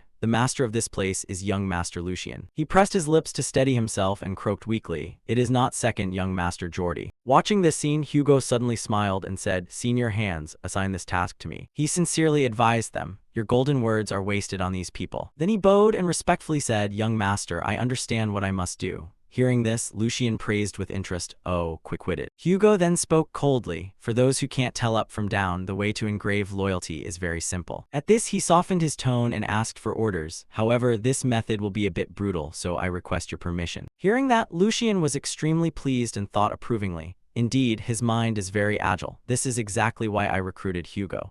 And fortune smiles on me. Hugo is still in the early stages of crafting poisons. If he advances further, even I might not be able to control him. He immediately slapped Hugo on the shoulder and said, of course I permit it. That's exactly what I want. He grinned wickedly and assured him, don't worry, blind them. Hugo answered without hesitation, orders received. With permission granted, Hugo slowly approached the brown-haired man. Watching Hugo draw nearer, he panicked with worry. What is he going to do? Hugo's tall frame and cold gaze pressed on him, making him feel the pressure. Up close, he looked terrifying, like a criminal. The brown-haired man quietly urged himself on. Don't be scared, he's probably just some street thug. After convincing himself, he arrogantly threatened. Listen, I'm warning you as someone who knows the situation here. Best watch your words. Facing Hugo's expressionless face, he mustered his courage and revealed, do you know how cruel Master Geordie is? Times have long since changed. The brown-haired man sneered contemptuously. You're not stupid enough to risk your life for a pittance, are you? Immediately, Hugo clenched his fist so hard the veins stood out. Then he said in a low voice, what a feeble farewell. The brown-haired man froze in stunned silence. What then? He was about to continue, you intend to. But a moment later, Hugo punched him hard in the face. He made no pretense of civility as he used violence to silence the servant. Immediately, everyone gaped in terrified shock. The brown-haired man was sent flying by the blow. Han too widened his eyes in astonishment. After the punch, the servant fell to the ground and couldn't get up. The imprint of a hand marked his cheek. His eyes were dull. A second later, fresh blood trickled from the corner of his mouth. The servants immediately cried out in fear. What are you doing? This is assault. Even if he's someone the young master brought back, do you think you have the right to do this? Hugo turned his neck, flexed his muscles, then replied, my authority is more than enough to do that. Then he gave a savage smile and said, because I have experience disciplining a few crazy bastards. A while later, a fresh cup of tea was placed on Lucian's table. In the quiet room, a strange sound suddenly came from outside. The noise grew closer. Outside, two servants were escorting Jenny and she was struggling violently. Let me go, I said, let me go. She glared angrily at the two, her tone a mix of fear and threat.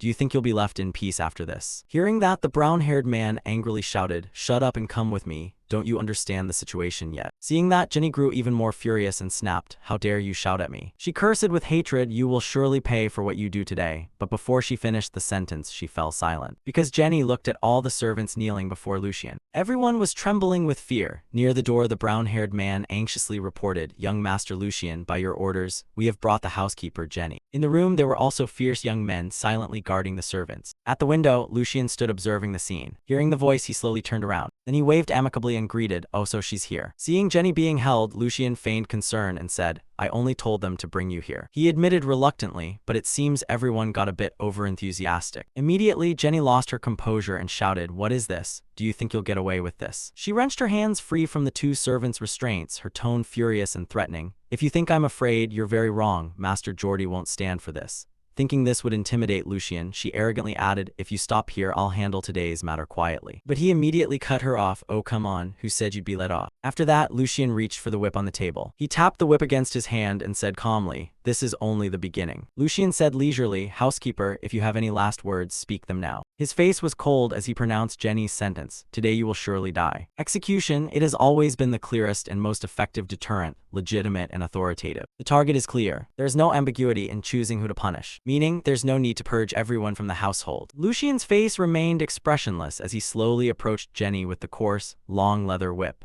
The two stood in silence, creating a suffocatingly tense atmosphere as if a single small sound could ignite the smoldering fury. She curled her lip, contempt plainly visible. He stood there with an imposing bearing, lifting his chin and looking down with half-lidded eyes. "Just do this." Lucian's long, slender hand tightened around the cold leather handle until small creaks sounded. Thoughts raced through his mind, including that today he would make the Grand Duke witness that the useless third young master of the past no longer existed. He slightly raised his hand and beckoned to the servants. They immediately lunged forward and roughly seized her. Jenny couldn't resist. Strong hands pressed hard on her shoulders and forced her to kneel on the cold floor. Lucian raised the whip high, his sharp gaze making Jenny stare in terror at the weapon threatening her life. Yet Jenny's proud nature, backed by connections, made her curl a mocking smile. "Young master, I advise you to think carefully before deciding. Didn't you just say you wanted to kill me?" She began to speak in a threatening tone despite her weaker position. "If you injure me, even a small scratch, do you think Master Geordie will ignore it?" Jenny continued to ramble in a trembling voice while still trying to sound important.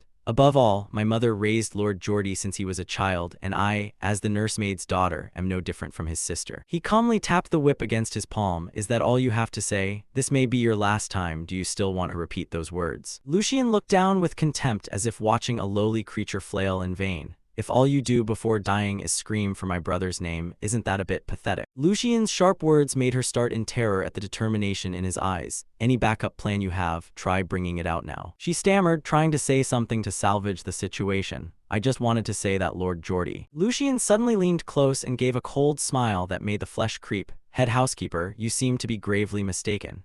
I have more than enough reasons to kill you, from dereliction of duty and violating military law to incitement and embezzlement." His gaze made her tremble until her limbs cramped. "And don't think that being nursed by the same woman erases your true status. Do you really believe the Lord Geordie you keep screaming for can save you?" Lucian kept his face emotionless like a statue. "At most he might plead for a few lashes, but even if your father intervenes, he won't be able to do anything." A crafty, fox-like smile crossed his face, adding a sinister edge. "One might even think I'm reasonably retraining an unruly horse." Jenny's eyes began to quake at those hard, ruthless assertions. "Maybe he'll even reward me afterwards," she thought. He slowly straightened. "Geordie isn't special, he's just one of the heirs." The whispered words carried such weight they felt like a 1,000-pound stone on the chest, as if the person standing before her were saying it. Lucian gave a soft sigh as if he had no patience left for further pleas. "I already gave you chances. This situation is the result of your own actions." Jenny's hands had now completely lost strength and trembled uncontrollably. Sweat poured down her forehead as her voice choked. "I know I was wrong, young master. Please spare my life." He stood there in silence, offering no response to her pleas. Lucian's arm suddenly swung the leather whip high into the air. It traced a deadly arc. "Blame your fate." Outside the large window, the sky remained blue and the white clouds drifted lazily over the vast palace, which looked like a tranquil garden. But contradicting that peaceful scene, inside the palace chaos reigned as a group of people hurried like mad through the long corridors. Geordie frowned worriedly and ran as fast as he could. "This can't be happening. This shouldn't have escalated like this." Doubt filled his mind over his brother's sudden change. Just days ago, he was trampled by Gino and had to flee.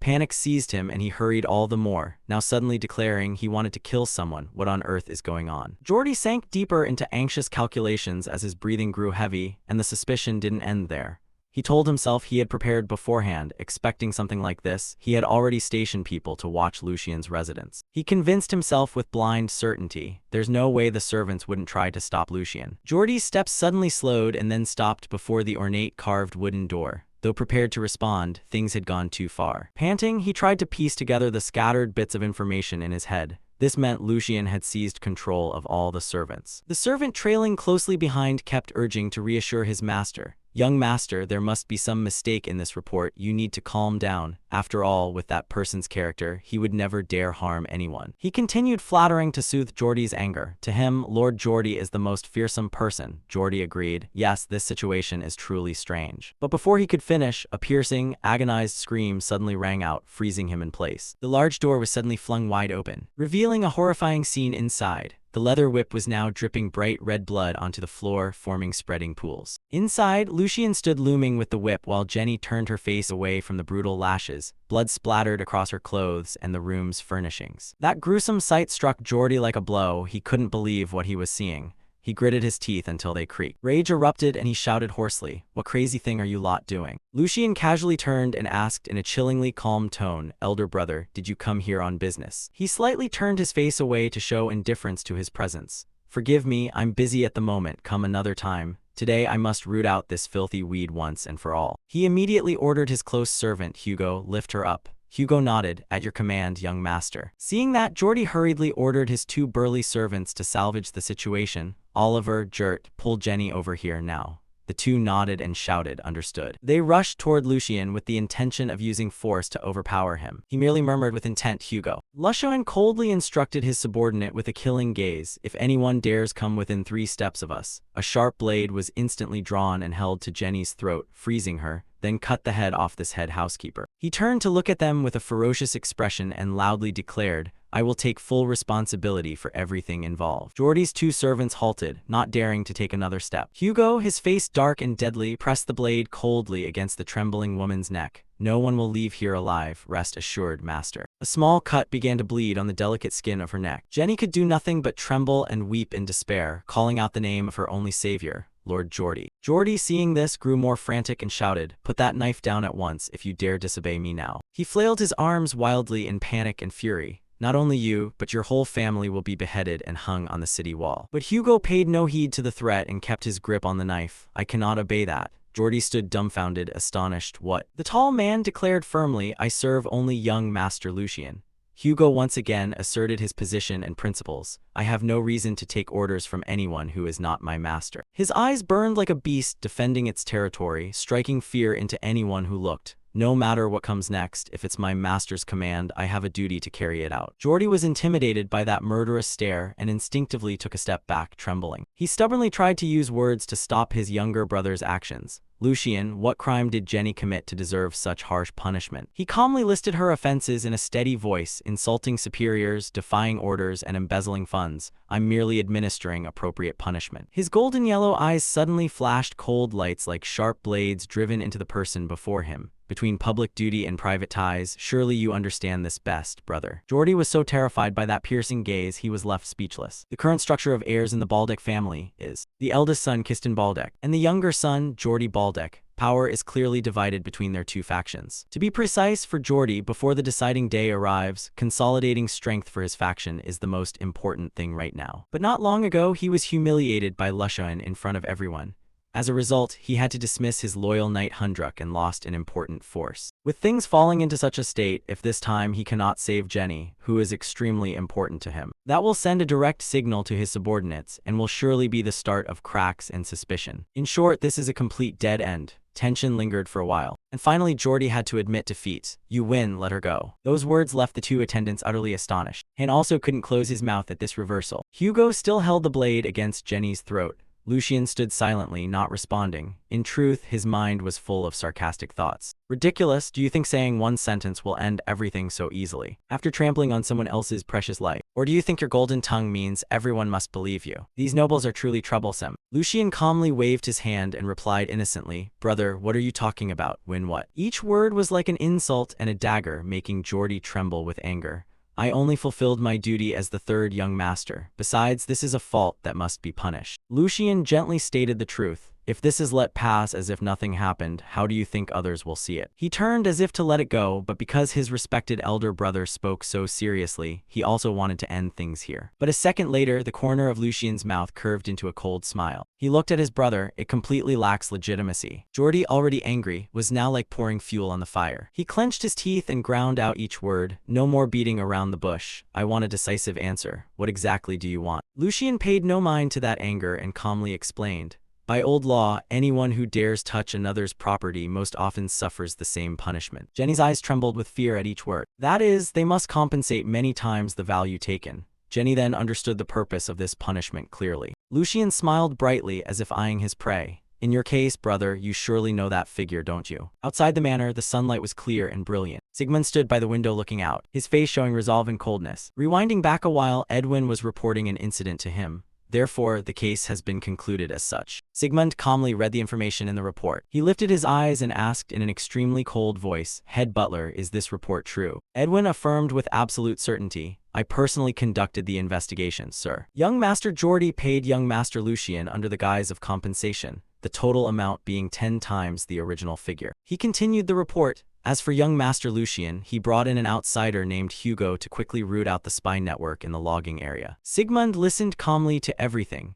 The result is that the third young master's logging operations are now under stricter control than anywhere else. A sound came from outside. Sigmund said, "Come in." Lucian entered and bowed respectfully. "I heard father summon me." Sigmund cast a quick glance at him. Suddenly the room fell into an indescribable silence. Lucian also sensed something off. That look in his eyes felt different from before. Then Sigmund suddenly asked, "Lately it seems you've caused quite a few big troubles, haven't you?" He did not hesitate to answer, "Not large enough to call it big, sir. I merely disciplined a servant whose master couldn't control him." Sigmund gripped the arm of his chair and said, "But the outcome is that you embarrassed your brother." Sigmund calmly continued, "This will surely breed resentment. Are you sure you can bear it?" Lucian showed no fear and replied bluntly, "Regarding that, I'm prepared to accept any consequences." He straightened, speaking earnestly, "I'm only restoring order and hierarchy." Then he gave an arrogant smile. "If even necessary deeds are shirked for fear of consequences, what meaning does the name Baldeck have?" Sigmund remained silent as Lucian continued, "I only choose actions that won't tarnish the family's reputation." At last he merely closed his eyes and nodded lightly. He suddenly spoke, breaking Lucian's monologue. "If Geordie keeps provoking you without stop, counterattack is your right." Then Sigmund abruptly turned, "But if that clash exceeds acceptable limits, I will stand with Geordie regardless of who is right or wrong." He couldn't help but ask, "Father, what does that mean?" In response, Sigmund's face was cold. "Is that surprising? I separate public duty from private feelings. Although Geordie is somewhat hot-headed, the achievements he brings to the family are considerable. Unlike you, who let a year pass in meaninglessness. As head of the family, choosing those who have contributed to the house is only natural." Lucian scratched his chin, pondering the words. "If I'm not mistaken, it seems you're telling me to surpass my elder brothers." Sigmund neither denied nor affirmed, saying only, "Accumulate power and bring benefit to the family." He looked straight at him sternly. "Then you will receive the answer to your own question." At this point, Lucian couldn't fail to grasp his meaning. This was deliberate pressure to force him to act. His mind raced at full speed, and if someone could assert this much, it meant the air structure was about to be decided. Lucian suddenly broke into a proud, confident smile. Therefore, before it was too late, father wanted to urge him to seize that opportunity quickly. Is that the role of a father? Very well, if father worries about his son so much. Lucian drew a paper from his person, placed it on the table, and spoke calmly. "Father, may I speak plainly?" He pushed the dossier towards Sigmund and said loudly, "What would you think if I told you I've already prepared a move? Moreover, it's a major move." Everything outside the room was sealed by absolute silence. Sigmund was intently reading the document in his hands. Moments later, his hand tightened until the veins stood out. He looked straight at Lucian and asked, "Is this report true?" He warned about the consequences in a cold voice. "If this is fabricated out of ambition, confess it now."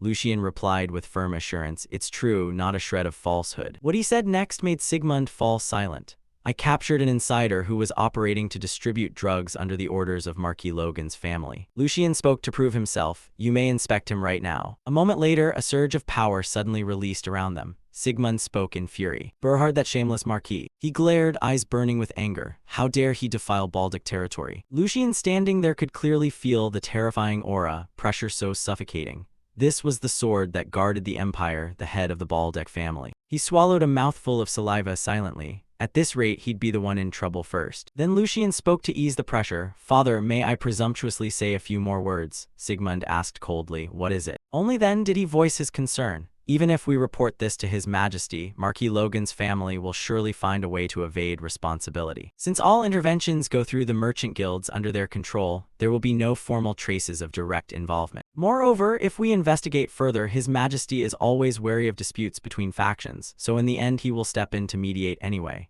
Sigmund listened, surprised by his son's analytical ability. Since when had Lucien developed such sharp conjectures? On his side, Lucien continued. In other words, even if they've committed outrageous acts against the Baldeck family, in the end they'll only lose some money and the matter will fade. At minimum, we should sever one of their arms to be righteous. Like a chessboard that has lost a key piece. The room suddenly fell silent. Sigmund slowly sat back in his chair. He looked at Lucien and said calmly, "Make clear what your intention is." Given permission, Lucien quickly explained his plan, how to make sure they couldn't escape. "I already have that in my hand. Not long ago, an insider came to surrender to me. Though he had no title, he was highly trusted by Logan and had risen to a senior officer position. A memory Edwin had once told flickered through Sigmund's mind. Logan had recruited an outsider named Hugo. He suddenly realized that the Hugo the butler mentioned back then was this insider. Could he have anticipated this situation? He tapped his fingers and asked, "Do you intend to use the traitor to turn their own tool against them?" Lucien did not hide it and answered, "Yes, sir. They would never suspect that another senior officer would betray them." Sigmund showed no expression as he heard the explanation.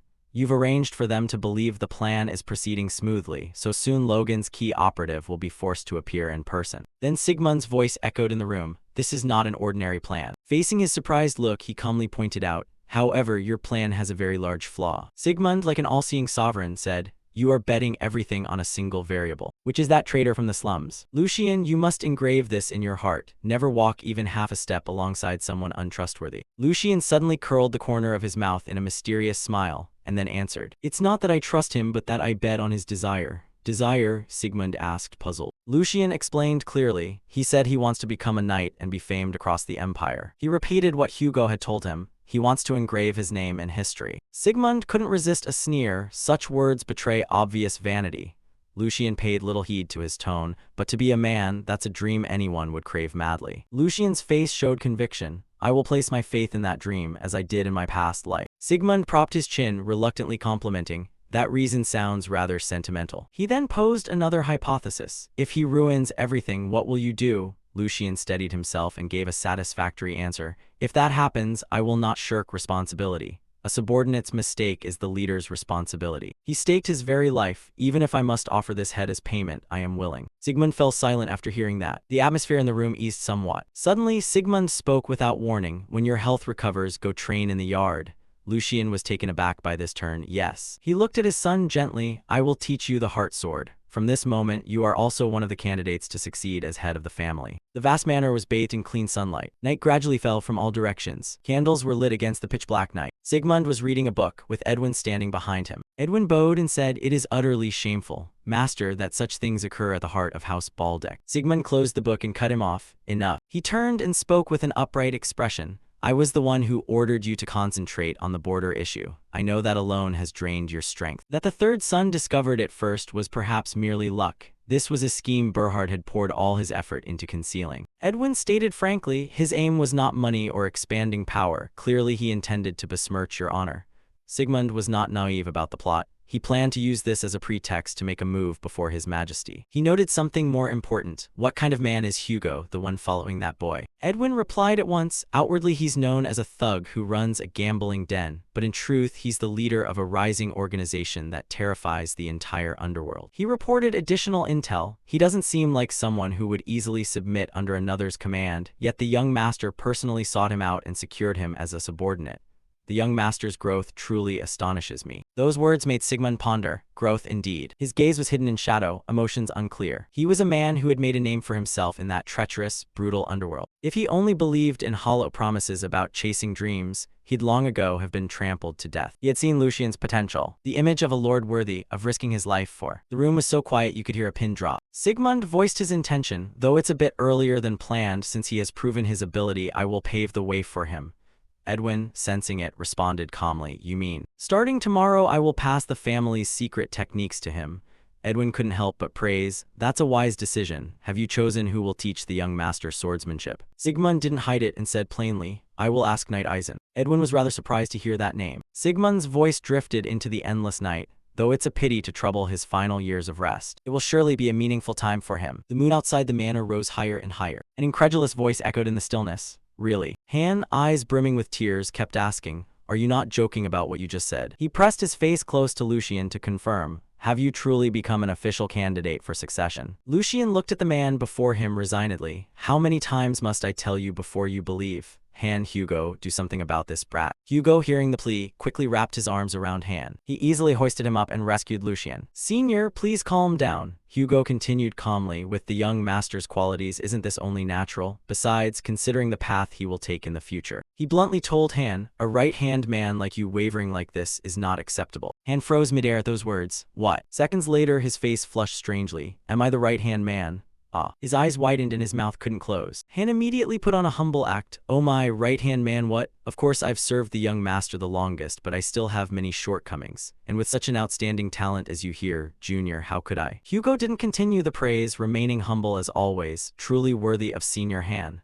Han was embarrassed but pleased. Why do you keep saying that? Left-hand man, Junior Hugo. Lucian, witnessing it all, couldn't help but feel pleased. Hugo, an experienced recruit, truly was different. He straightened and said to the two before him, Han, Hugo is not wrong. Before this is officially announced in the family, I told only you two for that reason. His gaze glanced coldly toward one side. Lucian observed Han is timid and his weak nature could become a liability, yet there is reason to keep him. However, he truly cares for Lucian and has the persistence to stand by him even in the harshest circumstances. Therefore, if he gains experience and matures into a talent who can manage internal affairs, he will become a more reliable rear than anyone else. Lucian shifted his eyes elsewhere. Moreover, there is no doubt about Hugo's ability. He was very satisfied with Hugo's performance. I only need to open the way for him to become a knight. Only then can I fully harness Hugo's abilities, and he will become a sharp sword serving me in the future. Now is the time to prioritize quality over quantity, one by one.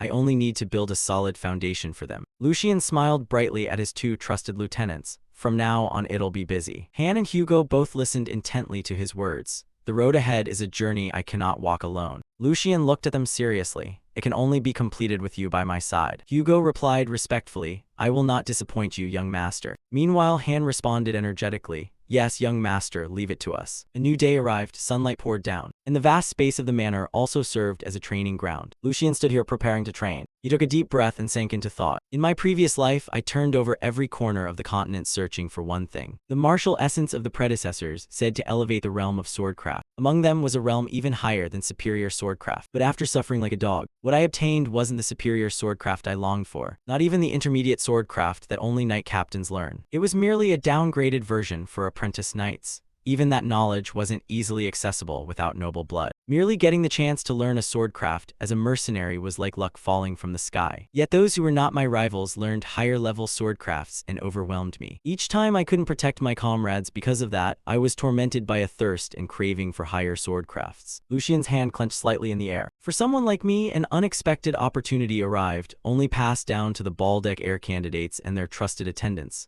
An ancient swordcraft far beyond superior swordcraft. He was determined about this opportunity, the chance to learn the heart sword. Lucian couldn't help smiling. How magnificently complex is this swordsmanship? He suddenly snapped out of those thoughts. Lucian exhaled involuntarily, reassuring himself. I'm too tense before it even begins. He glanced around. There was still some time before the scheduled sword lesson. I was so excited I had been packing here since dawn. He bent down and began the exercises. It's best to calm the mind by circulating chi before class. Lucian sat on the ground in a meditative posture. In my previous life, there was no systematic curriculum.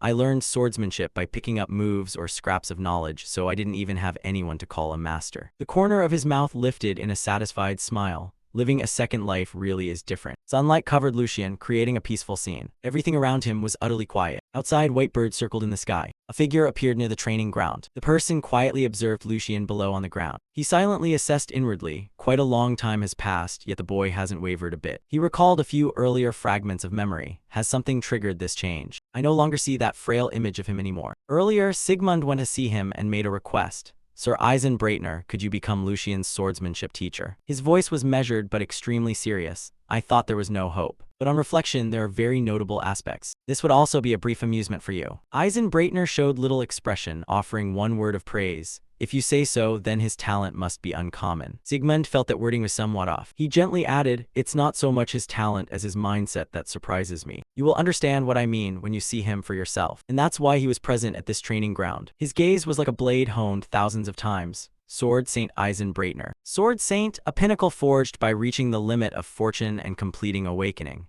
The supreme title given to one who has attained the summit of swordsmanship. A rare existence even in the long history of the empire. To swordsmen, he was like a god. Lucian stood before him with countless tangled thoughts. A legendary figure like that was standing right in front of him. He couldn't hide his astonishment. No one didn't know the dignified white-haired man. Sword Saint Eisen Breitner approached and bowed slightly. It's been years since the Duke's birthday. Pleasure to see you again, young master. He didn't waste words, introducing briefly, I am Eisen Breitner. From today, I will be your instructor. Lucian was still dazed in place. This morning, Han had warned him he'd learn from a knight who served the Baldeck family from a previous generation, but he should have specified it was the Sword Saint. He quickly recovered his composure, bowed politely, and greeted, It's an honor to be taught by the Sword Saint. I look forward to your guidance and instruction. That sincere respect made Eisen laugh at once. I'm just an old man hiding behind an empty title. His words surprised Lucian. Moreover, you're a candidate for the next head of the family, why bow so readily? He didn't hesitate and offered an explanation with a serious, upright face. Though I cannot diminish the family's status, how could I ignore basic etiquette? Regardless of master or servant, you are someone worthy of respect. Eisen was momentarily stunned by his earnest and careful demeanor. He reluctantly said, If you're that determined, then do what makes you comfortable.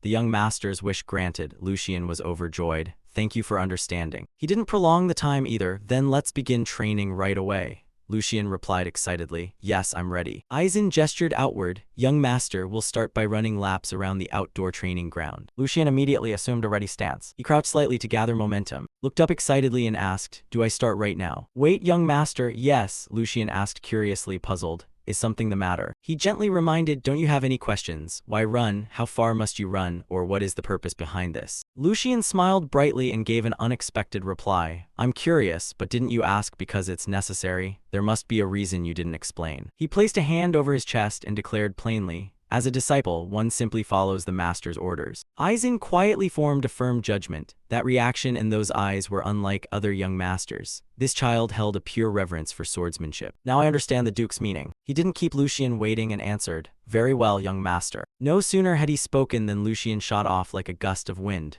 Let's start right away. The youth ran off with a heroic, exhilarating stride. Eisen stood above watching him train. Lucian did not slow down and trained with great diligence. His stride stretched long across the ground. Lucian had already guessed part of the purpose. There was another reason he followed without asking. He had guessed the true aim of this running exercise. He was testing the disciple's temperament. In other words, measuring my potential. Back when he was a mercenary captain, he used a similar method, assigning newcomers seemingly trivial tasks. Just by observing their reactions and attitudes, one could learn a great deal. He kept pushing himself on the ground after several laps. Suddenly, Lucian's gaze involuntarily turned toward Eisen. Those earlier words had clearly been meticulously planned.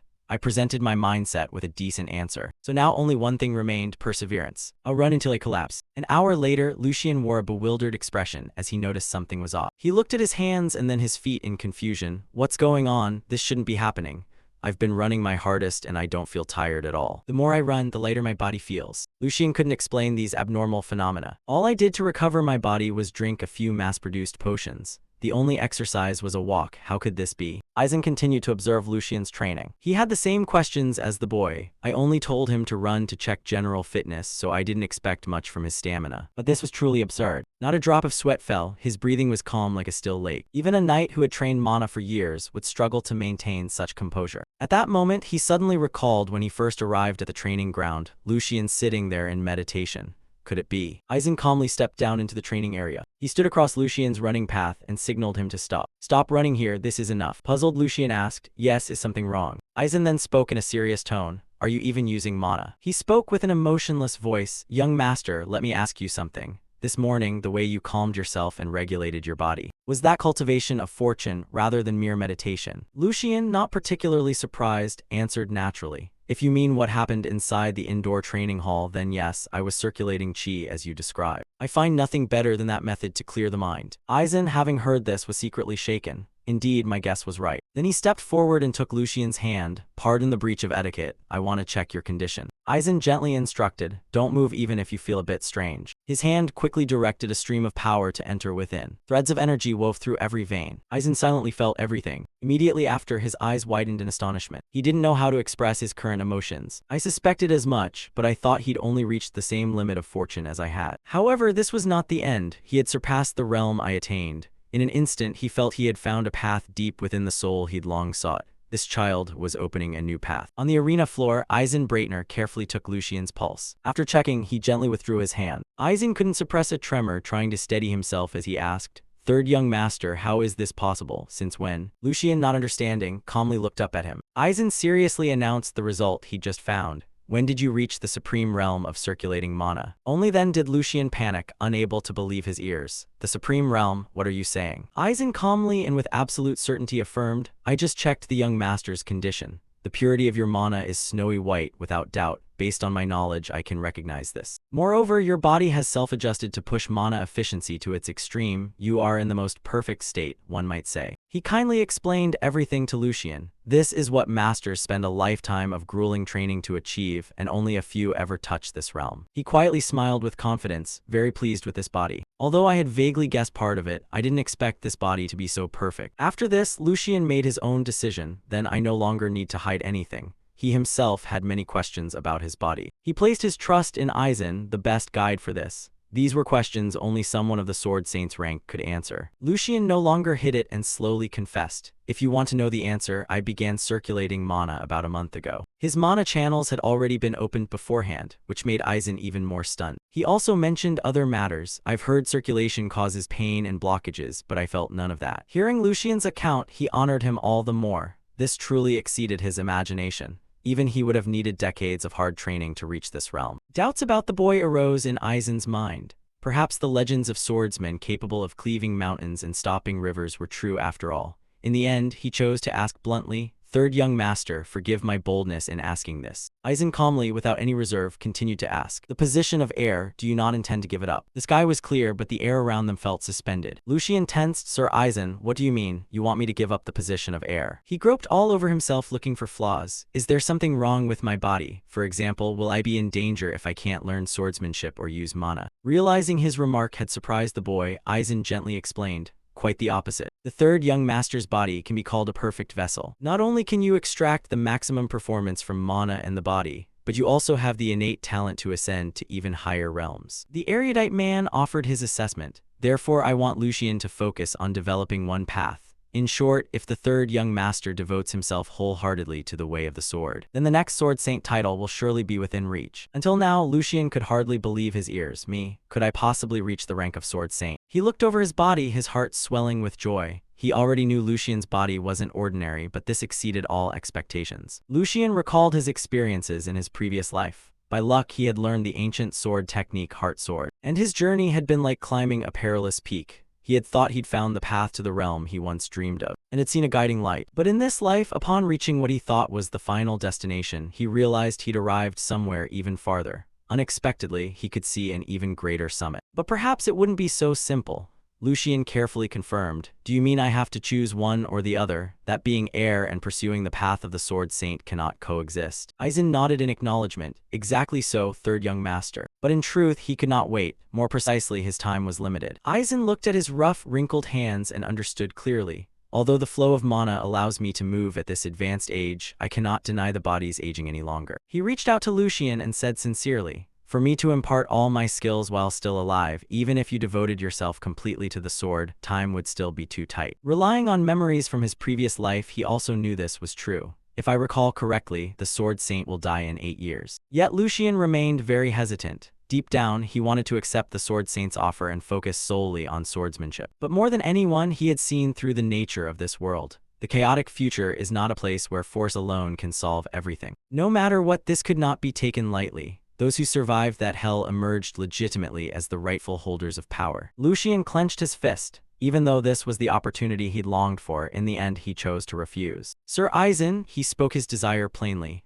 I want to live as a member of the Baldic family until the end. Lucian bowed his head, his voice tinged with regret. Although you offered me an incredible proposal, I cannot accept it. I'm truly sorry. Aizen held no resentment and took the blame upon himself. I am the one who should feel ashamed for putting the third young master in a difficult position. He voiced his regrets about the past. When I was young, I did things without thinking, and now in old age, I've developed this kind of greed. So I just want to confirm my existence through you. Maybe I only want to leave my mark on this world through the third young master. Hearing that confession sent Lucian into silence. After a moment, he finally spoke. Lord Aizen, what if there is someone else? What if there is another person with talent? What would you think? Elsewhere, the open space was vast. The sound of hooves whistled through the wind. A young teenager rode his horse skillfully, clearing obstacles. From a distance, a figure came running toward him in a panic. Pao hurriedly reported, "Young master, the rumors about the third young master are true." Joshua Baldeck immediately pulled his horse to stop. He asked with a sneer, "What did you say?" "So the ridiculous talk they've been spreading is true." The youth quickly dismounted. Pao confirmed quickly, "The rumors are true. The Grand Duke has placed the third young master on the list of heirs. It has been confirmed that he is currently practicing swordsmanship with Lord Eisen Breitner." Hearing this plunged Joshua into a foul mood. He was furious. "Damn it, it's all irritating nonsense. Just dealing with those two older brothers tires me out already. Now there's a whole new bunch forming to be neutral. What's that about?" He flung the handkerchief in his hand to the ground. "That guy can't just lie in his room like a useless piece of trash, can he?" Pao hurriedly tried to stop him. "Please calm down, young master." But that only enraged Joshua more. "Calm down? Who can stay calm in a situation like this? Just having to call him brother makes me want to vomit." He kept biting his fingertip as he plotted. "I can't just sit here doing nothing forever." Suddenly his eyes widened as if he'd found an opportunity. "Butler, if Lucian has started sword training, sooner or later he'll need a sparring partner, right?" Without waiting for an answer, he commanded coldly, "Prepare 2 truly sharp swords for me. They must be real killing blades, not wooden training swords." Joshua leaned against his horse at ease and said confidently,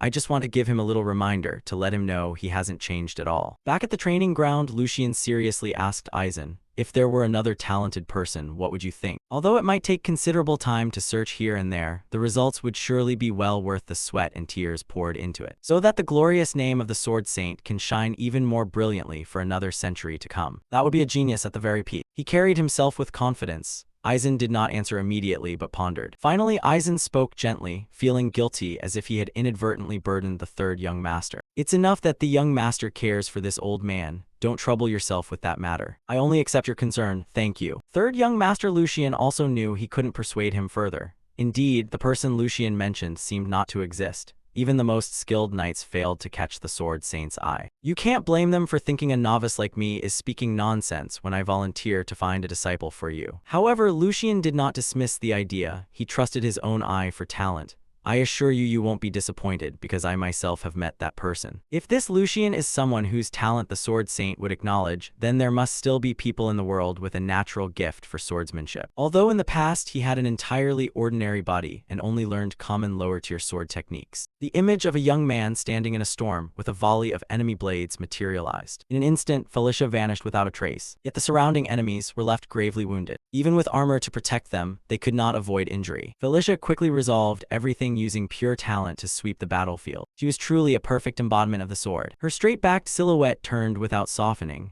Felicia simply sheathed her sword after finishing the job, the demon sword Felix. Everything was part of Lucian's calculation. "He is my strongest retainer and will be the disciple to inherit everything from you." Back at the arena, Lucian and Eisen Breitner were training seriously. He stood beside him observing Lucian, then said, "All right, before we begin teaching swordsmanship, I want to test the third young master's level first." Eisen kindly instructed, "Try cutting this wooden dummy. Start with a vertical chop, then a horizontal slash, then a diagonal cut. If you've completed breathing flow training, controlling mana should not be difficult." He had higher expectations for Lucian. "Finally, show me an attack that channels mana into the blade." Lucian tightened his grip on the sword. Is this the first time he's held a sword in this body? He mentally calculated the strike patterns. Though he needed to adjust timing and strength slightly, he'd reportedly studied swordsmanship before. At last he assumed a serious ready stance. For a moment, Lucian widened his eyes with determination. He unleashed a straight downward slash at the dummy. Not stopping there, Lucian shifted direction and swung a horizontal cut, then executed a diagonal slash swiftly and cleanly. Lucian lowered his blade, preparing the finishing, killing move. And finally, he infused mana into the sword. Gold streaks of mana sparked in the depths of Lucian's eyes. His gaze locked onto the target on the wooden dummy. Then without hesitation, he released the final strike. After the clash, dust and smoke billowed everywhere. The wooden dummy was sent flying by the impact, while Lucian remained standing without a scratch. Lucian smiled in satisfaction at the result. Being his first time in this body, his movements were still a bit stiff.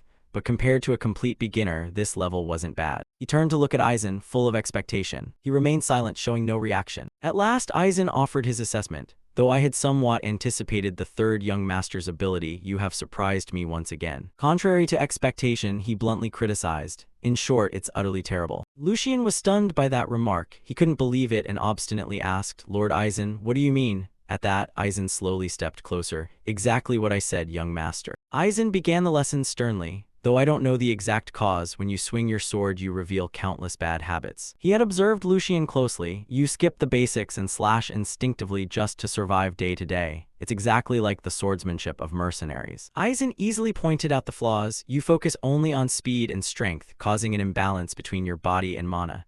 As a result, your lines of attack grow dull and reveal openings while you move. He also posed a question for Lucian to ponder. Also, for that final slash, how long do you think it took you to channel mana into the blade? Lucian hesitated slightly but answered quickly. When trying to convert mana, it probably took about 1 to 2 seconds. Suddenly, Aizen's demeanor changed. The wooden sword in his hand was at Lucian's throat before he realized it. He corrected him gravely. That's enough time for an opponent to take your life. As a seasoned battlefield veteran, Aizen did not hesitate to say, you must begin by understanding the weight of that time. An enemy will never miss a moment, no matter how brief. Lucian pondered the scene from earlier. He hadn't realized it at all until the blade was at his throat. Now he realized how arrogant he'd been. He had truly been foolish. Immediately, Lucian corrected his mindset. I will take your teachings to heart. I will change both my habits and my incorrect attitude. Aizen quietly smiled in satisfaction at the boy's attitude. He turned his back and taught gently, Third young master, no matter how good your physique is, it isn't everything. Relying only on muscle power, you will never defeat those who use mana skillfully. As he spoke, he infused magical power into the sword. To awaken the true power of sword art, you must fuse those seemingly different sources of strength into one. A true powerhouse is born from that balance. Then he demonstrated it for Lucian. After that attack, the training dummy showed no sign of damage. But when Aizen turned, it shattered completely. He stood opposite Lucian and calmly explained, this is the sword path the third young master must walk from now on. A few days passed. Two blades clashed repeatedly in the arena. Lucian and Aizen Breitner trained vigorously together. He easily parried each of Lucian's strikes while reminding him, Third young master, don't let the mana flow be interrupted. In stark contrast to Lucian struggling opposite him, Aizen's voice was gentle and natural. The more the body is trained, the easier it moves as intended. Mana control must reach that level as well. He even used only one hand. Moreover, when using mana to enhance the body, you must keep part of your strength in reserve as a backup. His gaze never left Lucian's movements, placing power in the right spots. Lucian leapt up and struck down, but was easily stopped. Aizen pushed him back while still instructing. When everything blends to balance, then you can see the true power of swordsmanship. Lucian's body flew back a considerable distance. Before he managed to rein in his momentum, his face showed determination. He panted, exhausted, but with no intention of stopping. That response pleased Aizen. He began channeling mana into the wooden sword in his hand and said, all right, try applying what you just learned. We'll start training defense. A reminder was issued. This time I'll raise the difficulty by 1 notch. In the blink of an eye, Aizen appeared right in front of Lucian. Watch the enemy's speed and movement carefully, then counter with the appropriate force. He raised the sword in his hand high. Lucian's eyes widened as he focused on every motion of his opponent. The core of Aizen's teaching was a harmony that flowed like water. He pondered each instruction while watching the sword descend toward his head, striving to close the current gap and minimize waste to maximize impact. However, Lucian gritted his teeth and resolved, reminding himself, don't be overwhelmed, look straight ahead. The sword in his hand also gathered mana as he swung it. The two blades collided forcefully once more. Lucian clenched his teeth and tried to muster strength to hold the defense. Aizen across from him narrowed his eyes, as light from both sources of power flared brilliantly. He watched Lucian's movements carefully, then raised his sword high once again. Aizen easily ended the match and declared, today's training is enough. Young master, remember the feeling of today well. Along with that came praise. With that, you could become an excellent swordsman. Lucian only gave a tired smile, then collapsed utterly spent and sat down on the ground. He looked up at his teacher and politely said, thank you for your instruction. The arena had been considerably damaged by their duel. Repair workers were quickly summoned. Some people couldn't even believe it and wondered, what on earth kind of training did the young master go through? They were also somewhat worried about Lucian's health. Young master, are you all right? Inside the main hall, Lucian sat dazed in a corner from exhaustion. He muttered in complaint, today's training went smoothly, didn't it? He looked down at his trembling hand and reflected. Unbelievably, this harsh training made his expression more serious even to the last moment. Was it to shed the bad habits from his previous life? He gazed into the distance and concluded, I guess I have no choice. If it helps me improve, I must accept it. Then he looked back at the cracked sword. Because of this, I began to grasp things faster. Lucian lingered on other thoughts, his mind full of admiration for Aizen. The more he thought about it, the more extraordinary it seemed. Creating a pressing situation matched to my level of strength, then forcing me to react precisely with clear instructions. It sounds simple, but without seeing through the condition of my body, it would be absolutely impossible. I simply relaxed my body according to his guidance, yet I felt clear progress. I used to believe that only the supreme sword technique was the sole path to a higher realm, Things like balance, reserve strength, and mana flow, I had never seriously considered them even once. Lucian gently touched the sword, although the truly important things have always existed within me. He tightened his grip on it, and memories from his previous life were unconsciously stirred. That final fight with that commander. If I had understood these things thoroughly in my previous life, how far could my sword path have advanced when facing him? The memory line ended there. Lucian wondered privately, how many exchanges could I have held? He frowned and muttered, is the training over like this? I still don't feel satisfied. I wonder if there's a sparring partner of the right level to face. When he noticed a few footsteps sliding past, Lucian was startled.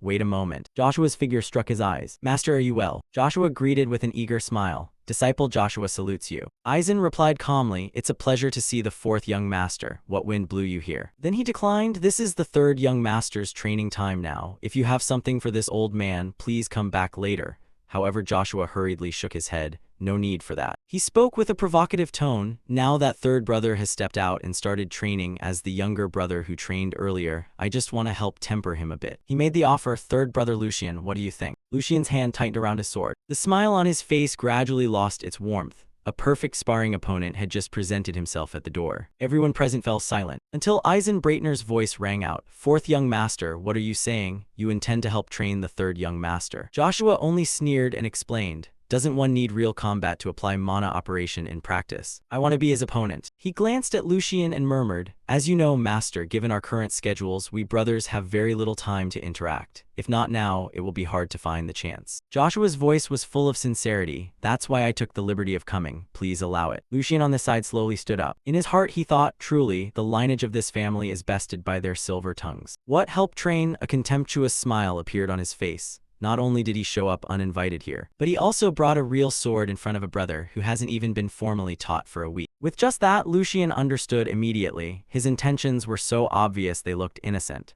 The goal was to crush me to strengthen his own position. This would happen under the guise of helping his brother, so there would be no problem. Moreover, if the Sword Saint were watching, this real duel would carry even more weight. Even some snot-nosed brat dares to pressure me like this. Aizen is advising me to give up the succession. Lucian observed his master's actions. If he left things alone, Aizen would be put in an awkward position. He stepped forward a few paces and declared, Master Aizen, please accept my younger brother's offer. Aizen was surprised. Third young master. Lucian was still smiling brightly, playing the role of a kind elder brother. How precious the youngest brother's intention is. Of course, I cannot turn a blind eye to this rotten attitude and the idea that sweet-sounding nonsense could fool others. His words were taunting again. I'll personally teach the youngest brother who hasn't learned about the world yet. He stepped toward Joshua. This is the last time I'll indulge your spoiled antics. Don't put Master Aizen in an awkward position anymore. Aizen watched and thought to himself that he must have seen through the fourth young master's intentions, which is why he chose a direct confrontation. Finally, Aizen made a decision. Blood ties are, after all, an unbreakable bond. If you two insist, I will permit it. He instructed them both. However, this real duel will be the last. If I see danger, I will stop it immediately. Both Lucian and Joshua answered in unison.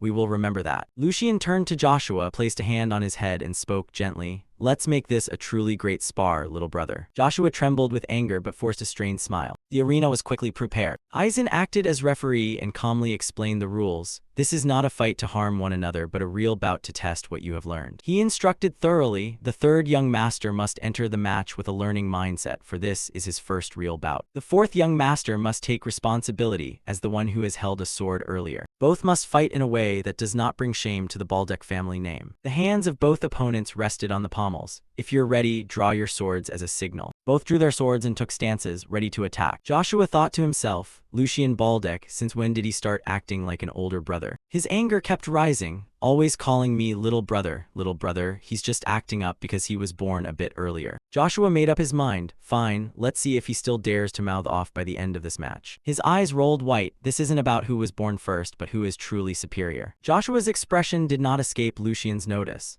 How cruel that look is, he'd probably not even show that face to a mortal enemy. He tightened his grip on the hilts. After all, that cold, heavy feeling hasn't left me even after 2 months have passed. Lucian recalled his past as a mercenary. If it were before, he would have used dirty tricks to win. But today, he smiled confidently. Today, I will face this fight as the third young master of the Baldeck family. Lucian glanced at Aizen and thought inwardly, if I happened to use the sword techniques from my previous life, they certainly wouldn't escape his notice. No matter how cunning and crafty that guy is, he's still an innocent kid who hasn't learned the ways of the world. Now that he's my brother, I'll show him proper restraint. However, Joshua across from him sneered. Where did that confidence go just now? Why do you keep sneaking glances at me? Now that you're holding a real sword, are you finally getting scared? He continued to provoke. Don't worry too much. People often say that serious accidents happen in real sword duels, but that's only when the skill levels are even. If you're still afraid, I can switch to a wooden sword for you. This time Lucian cut in. Yes, that would be best, if you don't want to get hurt, little brother. The smile on his face lost its humanity as he thought, I'll take back my earlier promise to go easy. This disobedient brother needs a proper beating as the best medicine. Being called little brother made Joshua tremble with discomfort. Joshua assumed an offensive stance. His steps accelerated as he lunged straight at Lucian. Eyes wide, he muttered, I'll make you regret those words. Lucian quickly took a defensive stance. As expected, both holding back his strength and teaching him wouldn't be easy. He watched his opponent's movements and thought, Joshua was also taught by the Sword Saint. His foundations and movements are not to be underestimated. Besides, I nearly exhausted all my mana in the bout with the Sword Saint earlier. However, the lack of experience is undeniable. Unexpectedly, he was so easily baited by a light provocation. Lucian lifted his foot and channeled mana into it. He took a defensive posture, watching Joshua close the distance, applying the Sword Saint's teachings on focusing power and operating mana, then countered by launching a retaliatory attack. In the blink of an eye, Lucian appeared right in front of Joshua. Joshua was completely taken by surprise. His attendants gaped as well. Joshua, still stunned, heard Lucian speak, gritted his teeth to block the blow. A triumphant smile appeared on Lucian's face as his sword came down hard. Otherwise, you'll lose your tongue. Understand, little brother? The sword in Lucian's hand descended with force and decisiveness. The sky grew somewhat gloomy. The two steel blades clashed repeatedly, producing sharp metallic rings. Joshua struggled to fend off Lucian's attacks. His hands trembled while his opponent wore a triumphant smile. Only then did Lucian taunt, listen, little brother. A true man does not easily kneel before anyone. Joshua ground his teeth in fury and successfully pushed Lucian back. Shut your rotten mouth. He followed up with a flurry of attacks that sent Lucian flying backward. Joshua angrily declared, that was only one move. You survived just now by luck. Next time you won't be so lucky. A sword stroke charged with powerful mana was unleashed. The further Lucian retreated, the faster Joshua surged forward. He managed to parry his younger brother's attack. An expression of extreme satisfaction crossed Joshua's face. Lucian calmly blocked and countered. Joshua traded blow for blow. His expression gradually grew fiercer. Lucian's face bore a similar look. The sword strikes were delivered with increasing force. Aizen and Joshua's steward stood to one side observing. Steward Pao could no longer contain himself and hesitantly suggested, Master Aizen, this match is becoming too violent. Should we stop here? He wiped his sweat and explained, Fourth young Master Joshua always regards young Master Lucian as a rival. Because they're close in age, they're often compared, which only deepens his resentment. Therefore, whenever matters concern young Master Lucian, he turns a deaf ear to all reasoning. Aizen replied, you're worrying too much, steward. A proud smile was on his face. The fourth young master may be a bit hot-headed, but he's not foolish enough to forget his place. Right now, he's just venting his anger in a rude, childish way. Aizen's voice was firm. If there's anything you should worry about, it's actually the opposite. Pao looked puzzled. What do you mean? Aizen's expression turned serious. He watched the two battling and thought, indeed, that reasoning seems less convincing when considering their actual skill gap. In Aizen's assessment, the third young master was born with remarkable physical talent but lacks the time and experience to apply it properly. By contrast, the fourth young master has only ordinary talent, but he continuously sharpens it through relentless training. Joshua's and Lucian's swords clashed hard once more. That meant even without advanced sword techniques, the gap between them was too great to bridge by luck. Aizen watched Joshua's face and thought, yet the fourth young master lets his emotions rule him, wasting his advantage. Then he looked to Lucian, while the third young master calmly waited for his opportunity. Aizen's fingers tapped his forearm. That Lucian could remain so calm facing a real blade meant he had already overcome his own fear. If he isn't a fool who doesn't fear death, then he must possess the resolute will of someone who has stood close to death countless times. Aizen's expression grew more serious. For some reason, I sense it's the latter. On the other side, Joshua and Lucian kept swinging their swords at each other. Joshua shouted in challenge, where did that arrogant attitude go? You should have listened to me when I was being reasonable. He continued.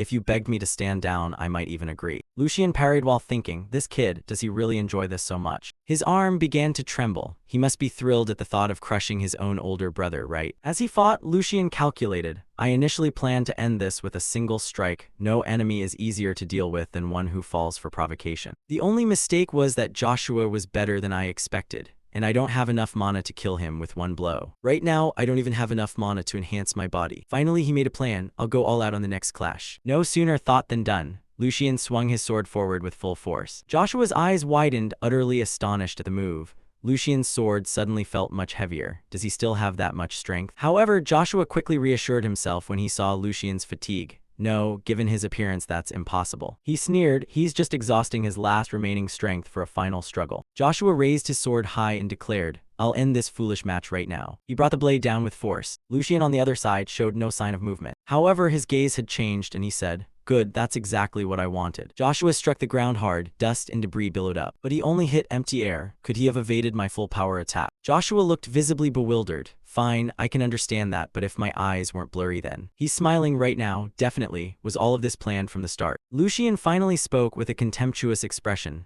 Joshua Baldeck, you didn't account for that follow-up strike just now, did you? He continued, you didn't notice that my fatigue was merely bait. And that's exactly why you're the younger brother, and I'm the older one. Joshua grew even angrier at those words. He vowed to counterattack, save your preachy lectures until you actually beat me. He swung his sword forward, but unexpectedly a shadow appeared. Lucian's foot had blocked his blade, then pinned Joshua's hand to the ground. He struggled to free himself, but Lucian had no intention of letting go. I'll do it, don't worry. Lucian's smile grew increasingly inhuman. What do you think you'll face next this time? Joshua looked up, trembling as he called out, BR. Lucian raised the sword in his hand high, preparing to strike down with relish. You only call me brother when you're backed into a corner, right? Then only Joshua's piercing scream was heard. News of the duel between the brothers spread quickly throughout the household. Murmurs filled the room. Have you heard the latest? I'm talking about young Master Lucian completely overwhelming Master Joshua. The two attendants walked and argued non-stop. Stop that nonsense. Young Master Lucian has only just begun training. How could that happen?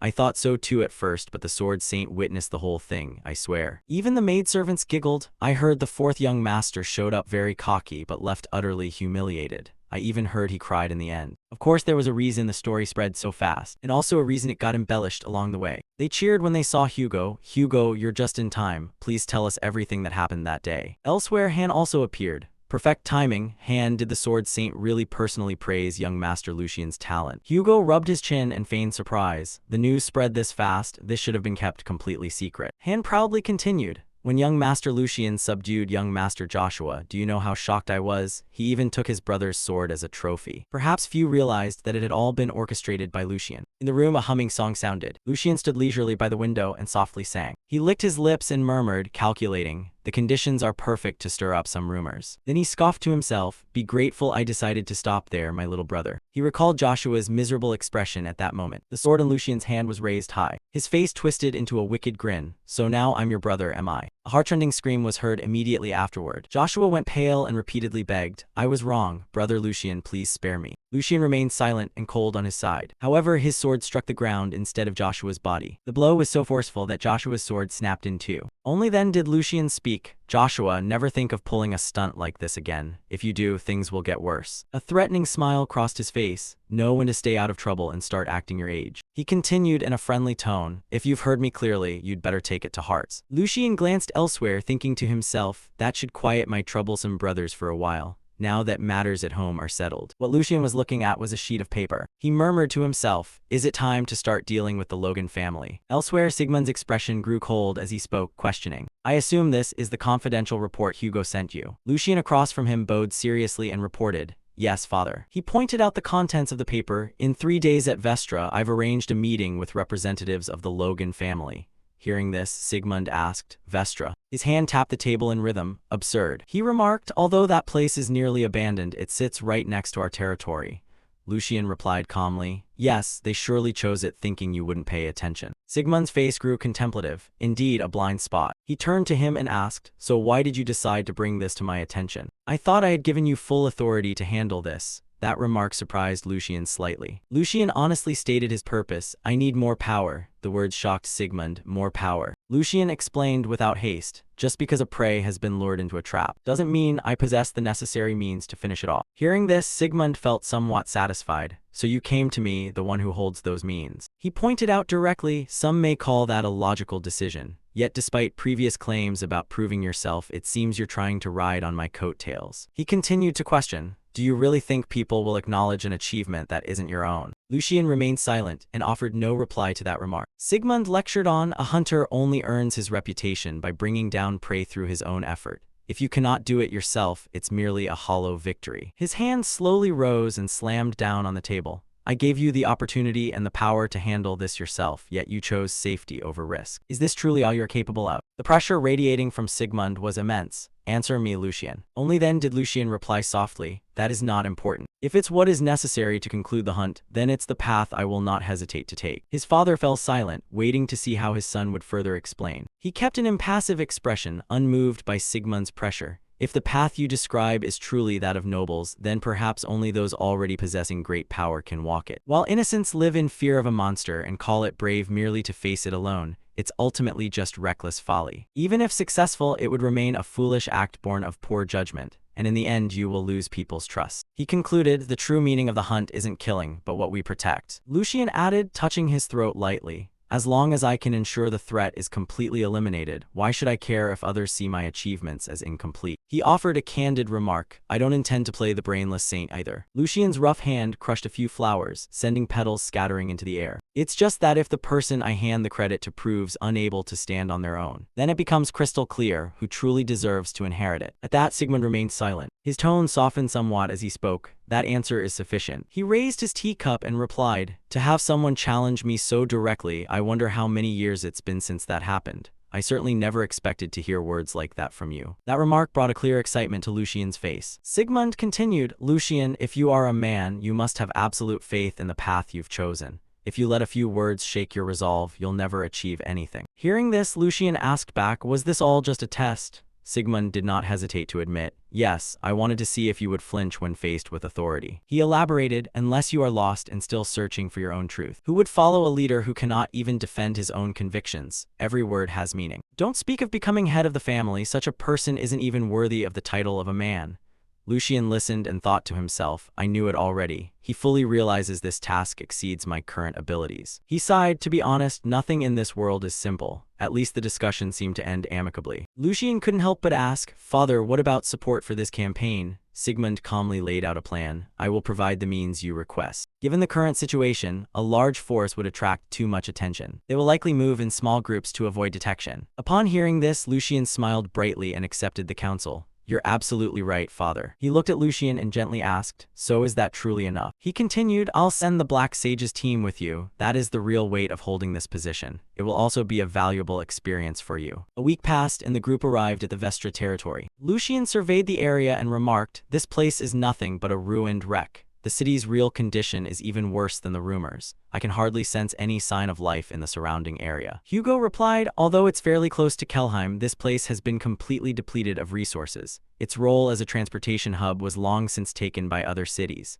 Now the land is just a ghost town, a refuge for vagrants and the homeless. They walked and discussed among themselves. That's precisely why I chose to set up our base of operations here. At that moment, Hugo suddenly turned to Lucien and asked, by the way, aren't you really going to tell me? How did you know every detail of the subordinate's plan? Even Senior Hand seems to be completely unaware of this. Lucien just smiled lightly. He continued his thought, I'll have an answer for you when the time comes. For now, focus all your attention on the prey before us. Lucien folded his arms and asked calmly, you've laid the trap carefully, right? Hugo nodded in reply. Of course, young master, everything is ready. Inside the workshop, we've arranged everything to fit the false information we fed them. The room has also been prepared thoroughly to serve as the perfect cover. He continued to explain, as for the item you requested, it's been prepared. The only thing missing is reinforcements to finish them off. However, a moment later Hugo was halted by Lucien's question. Wouldn't it feel pretty bad if we had to rely on my father's reinforcements? Hugo hurriedly denied it. Not at all, sir.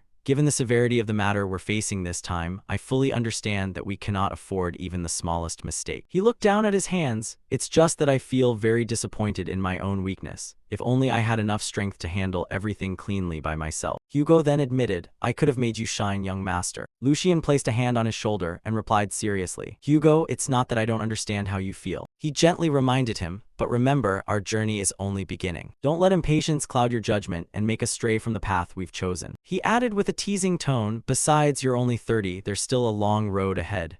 Hugo's mood lightened and he said, "Young master, actually I'm only 23. He explained sincerely, 30 still feels far to me, our age gap isn't that big. This brain-busting truth left Lucian gaping. The space between them fell into a deadly silence. Lucian turned away, trying to dodge. Right, then since you're still in your early 20s. The more he said it, the more it wounded Hugo's young soul. Please stop correcting me, it only makes me feel worse about myself. Crows circled endlessly in the sky. Lucian stood rooted, looking around and assessing silently. The decisive moment is drawing near, but why are there still no signs of them? Their conversation was cut off by a call. Third young master. Hugo reacted almost instantly. His hand clenched the sword hilt and he drew it quickly. Before he could act, a hand stopped him. A cold voice rang out, so slow it was pitiful. The movement unnerved Hugo. His speed exceeded normal limits. His weapon was being gripped so tightly he couldn't move it even an inch. He grimaced, his vigilance rising. This was the first time someone had bested him physically, and now he was being restrained by this man, rendered useless. However, Lucian then spoke. "Stand down, Hugo." He explained softly, "This man is not our enemy." Yet Lucian's face couldn't hide the feeling, but the killing intent radiating from him is directed at us. What is your true purpose in coming here? The Black Sage. The identity of the newcomer was revealed, a Black Sage. Hugo stepped back both to shield Lucian and to keep his distance from the man. He turned and asked, "Young master, could the reinforcements you mentioned earlier be that legendary Black Sage unit?" The Black Sages are the team assigned the most secretive and ruthless missions for the family. They are supreme shadows who obey the head's orders. Lucian replied calmly, "Yes, Hugo, they are the hunters sent here to help us carry out this mission." A few other members appeared as well. They were collectively called the Black Sages, a dark force that answers only to the family head. One member spoke up with extreme seriousness. "Greetings, third young master. What I just did was a small test to measure your guard's reflexes. The Black Sages have no malicious intent." Lucian kept calculating inwardly. Even in his previous life, their existence was kept so secret he once doubted whether they were real. He frowned and thought, it seems the terrifying rumors about them, like ghost stories, weren't exaggerated at all. I couldn't even sense them approaching. Despite being extremely alert, they concealed their presence perfectly even while standing before me. Each of them was truly a fearsome monster. Finally, Lucian wore a smile on his face. He thought of Sigmund. This is beyond imagination. Father has given me tremendous backing. Quickly, they moved inside a house. The one to begin the briefing was none other than Lucian. "I believe you've all been instructed on every detail of this operation. House Logan has fallen into our trap and is on their way here." He explained seriously, "Therefore, you have one objective: capture the mastermind behind all this alive. As for the others, you are authorized to eliminate them all. Once they've crossed that line, we need show no mercy." After that, Lucian began delegating. "I leave the remaining decisions to you to handle." His demeanor was observed and noted by the Black Sages. "At first we thought the Grand Duke sent us merely to spare the third young master from getting his hands dirty. But apparently that wasn't the only purpose." Even when faced with unexpected situations, he maintained the calm and poise of a true young master. "And right now he's quietly assessing our abilities to prepare for any contingency. Perhaps this family will enter a new era with the young master." Finally, they answered in unison, "We are ready." It was late afternoon when the meeting ended. The carriage rolled slowly along the road. When it stopped, the door was quickly opened. Philip's curse rang out even before he dismounted. A long, tedious journey. A maid brought over a letter. Philip stepped down slowly, his expression full of disgust. "If not for my father's orders, I would never set foot in this damned place. Let's get this over with quickly and go home." Philip's brows knitted as he muttered, "The air here is filthy and nauseating." Philip Logan, second young master of House Logan. As dusk fell, a teenage boy suddenly rushed toward Philip Lager, who stood surrounded by a strict circle of guards. He came running in a panic, stammering apologies for the intrusion, and repeatedly claiming he had no idea a noble of such rank was present. But before he could take another step, a guard immediately swung his sword, threatening to cut him down on the spot. The youth froze in terror, unable to move. The guard barked for his identity. He hurriedly bowed his head, explaining he was merely sent to guide the way by orders, just a lowly servant. Lucian observed everything coldly, hiding his true intent behind feigned humility. Outwardly, he demeaned himself as worthless, but inwardly he began to calculate carefully. Philip Lager snorted with arrogant disdain and ordered his men to lower their swords. He clearly thought someone so base wasn't even worth speaking to. Lucian bowed in thanks, but thought to himself, this operation is worth far more than I expected. Observing the group before him sharpened Lucian's thoughts. Their posture, bearing, and composure even when entering hostile territory all indicated they held extremely high status. Though few in number, the guards were elite. At minimum, they were well-trained knights. Lucian's gaze locked on a guard who always stood close to Philip Lager. That was the real threat. Philip Lager grew impatient and ordered Lucian to lead the way. Lucian hurriedly complied, feigning anxiety near the noble. Philip Lager continued to insult him, even pinching his nose as if the air itself were filthy. As they moved, Lucien glanced quickly at a maid and felt something off. Her face seemed familiar. A flicker of suspicion crossed his mind, but he quickly dismissed it, telling himself it was probably a coincidence. They entered a shabby tavern. The moment Philip Lager set foot inside, he immediately reacted with disgust, complaining about the stench, and accusing Hugo of having squandered the funds his house provided. Suddenly, a voice cut through the tense air. Hugo appeared from one side, calm and confident, introducing himself as the person in charge. He explained that the shabby exterior was only to deceive others. The true value lay within. His tone carried a hint of implicit challenge. Philip Lager demanded bluntly, asserting his authority. "You dare show yourself like this? Do you even have the nerve to do anything behind my back?" Hearing this, Hugo laughed and said, "Haha, do you think I'd abandon the solid protection of House Logan for a few petty coins?" Even though reports are sent monthly, the young master still didn't hesitate to travel the long distance to come here. "It seems your lordship is terribly anxious, isn't that so? An item powerful enough to bring all of Kelheim to its knees completely. If so, young master, please have a taste right now." The main character inwardly smirked at Hugo's words. This Hugo truly was bold and cunning, spouting blatant lies with a face that showed no change or fear. Philip Lager was slightly alarmed but forced himself calm, warning that failure would bring consequences. He then ordered Lucien to retrieve the item. Lucien stepped forward, calm and precise. He moved closer to Hugo, called out, and received a small blue glass vial. Their eyes met for a moment, silently confirming the plan. He gripped the vial tightly. Without hesitation, Lucien turned and hurled the glass vial straight at Philip Lager's group. Philip's party was thrown into confusion. The guards reacted instantly, but it was too late. A spear was launched into the air in an attempt to stop it. The moment it made contact, the glass vial shattered. A blinding blue light exploded outward. The entire room was instantly engulfed. Light flooded every corner, piercing the eyes and senses of everyone present. Even from outside, the building shone brightly through the windows. The guards screamed in pain, clutching their eyes as their vision vanished. Panic spread as they lost all awareness of their surroundings. Philip Lager collapsed to his knees, furious and terrified, shouting orders that no one followed. His voice echoed through the chaos, but there was no response. At that moment, a weak voice tried to call to him. A guard attempted to reassure him, but before he could finish speaking, a shadow streaked by. A sharp blade sliced across his throat. Blood spurted immediately. His body collapsed before Philip Lager. Confusion quickly turned into utter horror. While Philip Lager still tried to make sense of what was happening, the truth revealed itself around him. Figures moved silently in the blinding light. Each guard was taken down with no resistance. The Black Lion soldiers executed with extreme efficiency, fully exploiting the moment of blindness. Nearby, the pile of glass shards exposed the truth. It was a flash magic stone, an expensive, unstable tool designed to release an intense burst of light on impact. Rarely used because of its cost and unpredictability, it was unbeatable when the goal was to disable an enemy's sight in an instant. Lucien's plan was flawless, without a gap. In a brief moment, the entire escort was wiped out. The Black Lion captain finished off the last man, then approached Lucien and reported calmly, "All threats have been neutralized, awaiting orders on remaining targets." Lucien stood silently thinking. His father's words about heavy responsibility echoed in his mind. In this moment, he began to understand. Philip Lager remained on his knees, completely panicked. He screamed in desperation, warning them not to come closer and trying to assert his status as the fourth son of a noble house.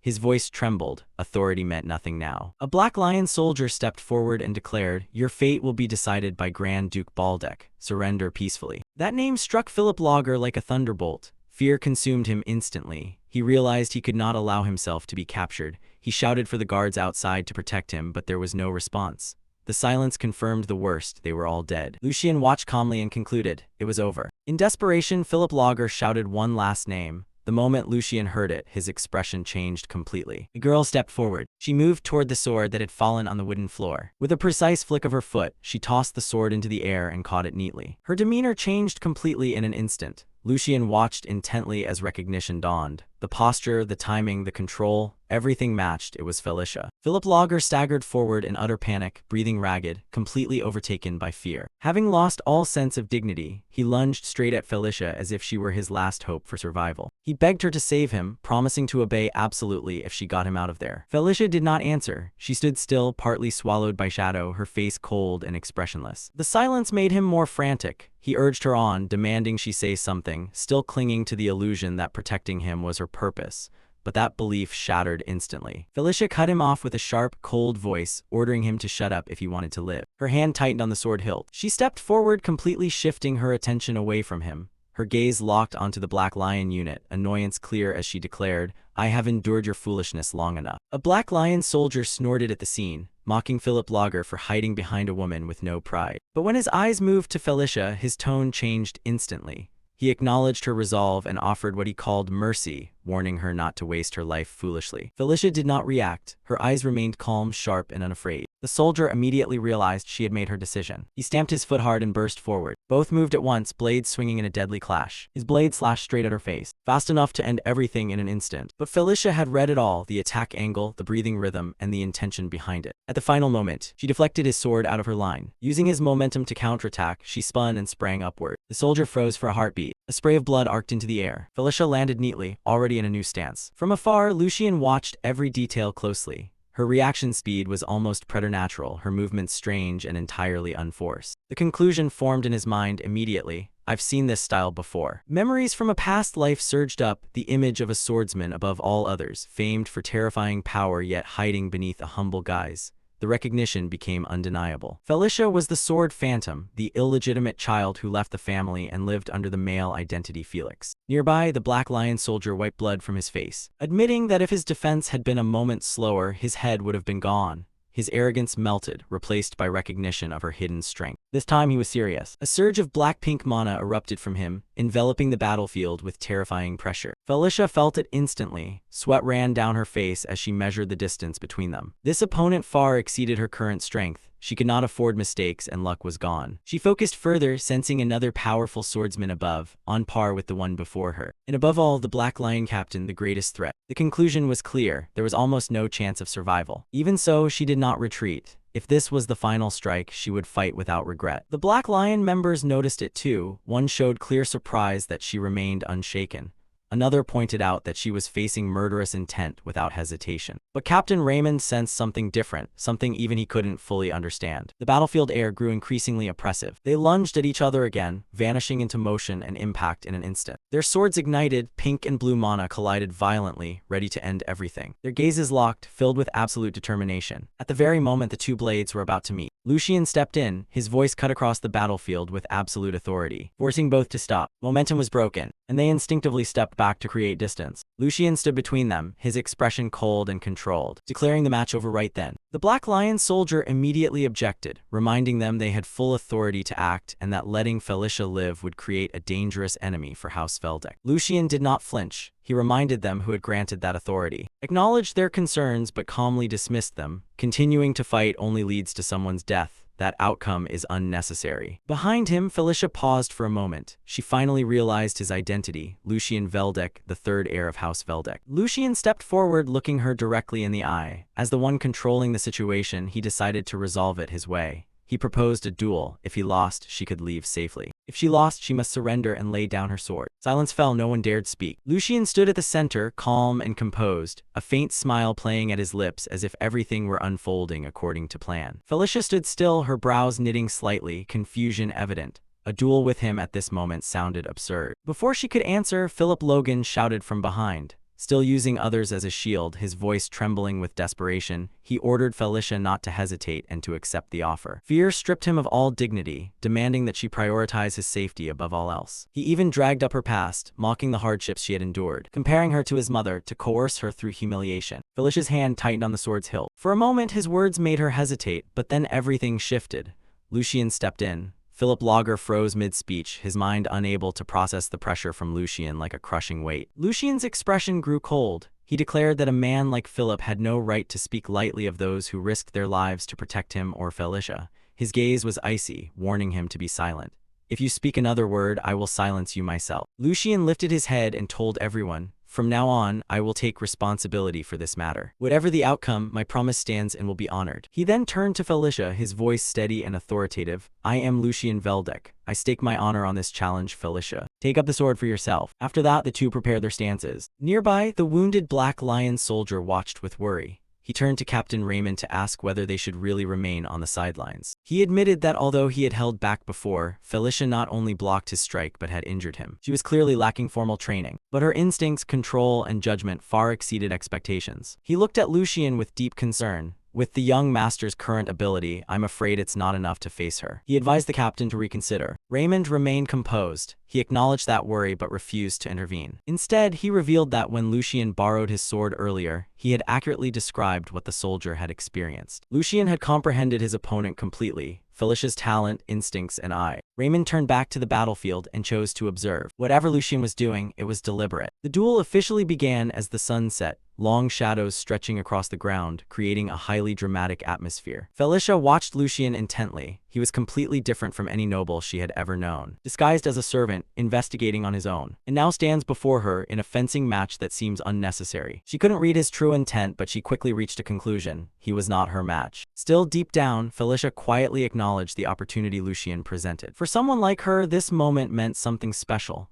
She decided inwardly, if she took advantage of him, she'd accept the consequences and slip away quietly, as if she had never existed. Lucien set his own condition. If he won, she would come with him to House Veldic. There was no second option. Both assumed their stances at the same time. Felicia steadied her breathing, intending to finish quickly without unnecessary harm. In the next moment, brilliant purple energy erupted around her body. With explosive speed, Felicia surged forward, leapt up and unleashed a powerful spinning strike, aimed to crush her opponent instantly. But just as her blade came down, Lucien intercepted. The impact froze Felicia for a fraction of a second. Her face showed shock as she was pushed back, her attack momentum completely broken. She had to retreat to a safe distance, her mind in turmoil. Breath, reaction speed, nothing indicated he could keep up with her. It made no sense. Lucien gave her no time to think. He advanced immediately, counterattacking relentlessly, forcing Felicia onto the defensive. Blades clashed repeatedly as Lucien gradually took control of the fight, pushing her back step by step. Confusion built in Felicia's mind. Meanwhile, Lucien thought inwardly, explaining what she couldn't grasp. She was exhausted from the prior battle. Her mana depleted, her body fatigued. Even as she held back, the balance between them no longer tilted in her favor. More importantly, Lucien understood her. Her habits, weaknesses, even the flaws in her swordplay, he knew them all. Memories surged. Their brief encounter in the past had left a deep imprint. They had learned from each other through combat, absorbing techniques from their opponent.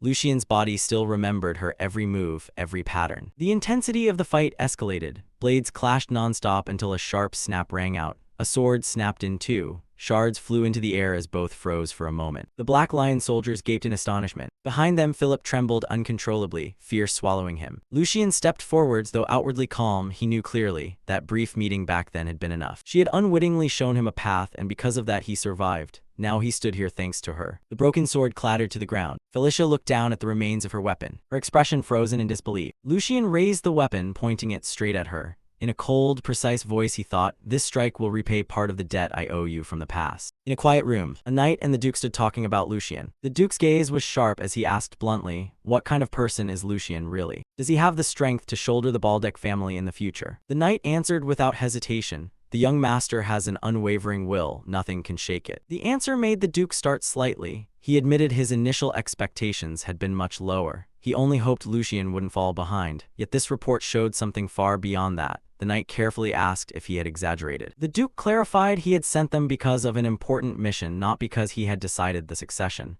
It was still too early to judge Lucien's future. The knight immediately apologized. The duke waved his hand calmly. "If the report isn't inflated, then there's no problem."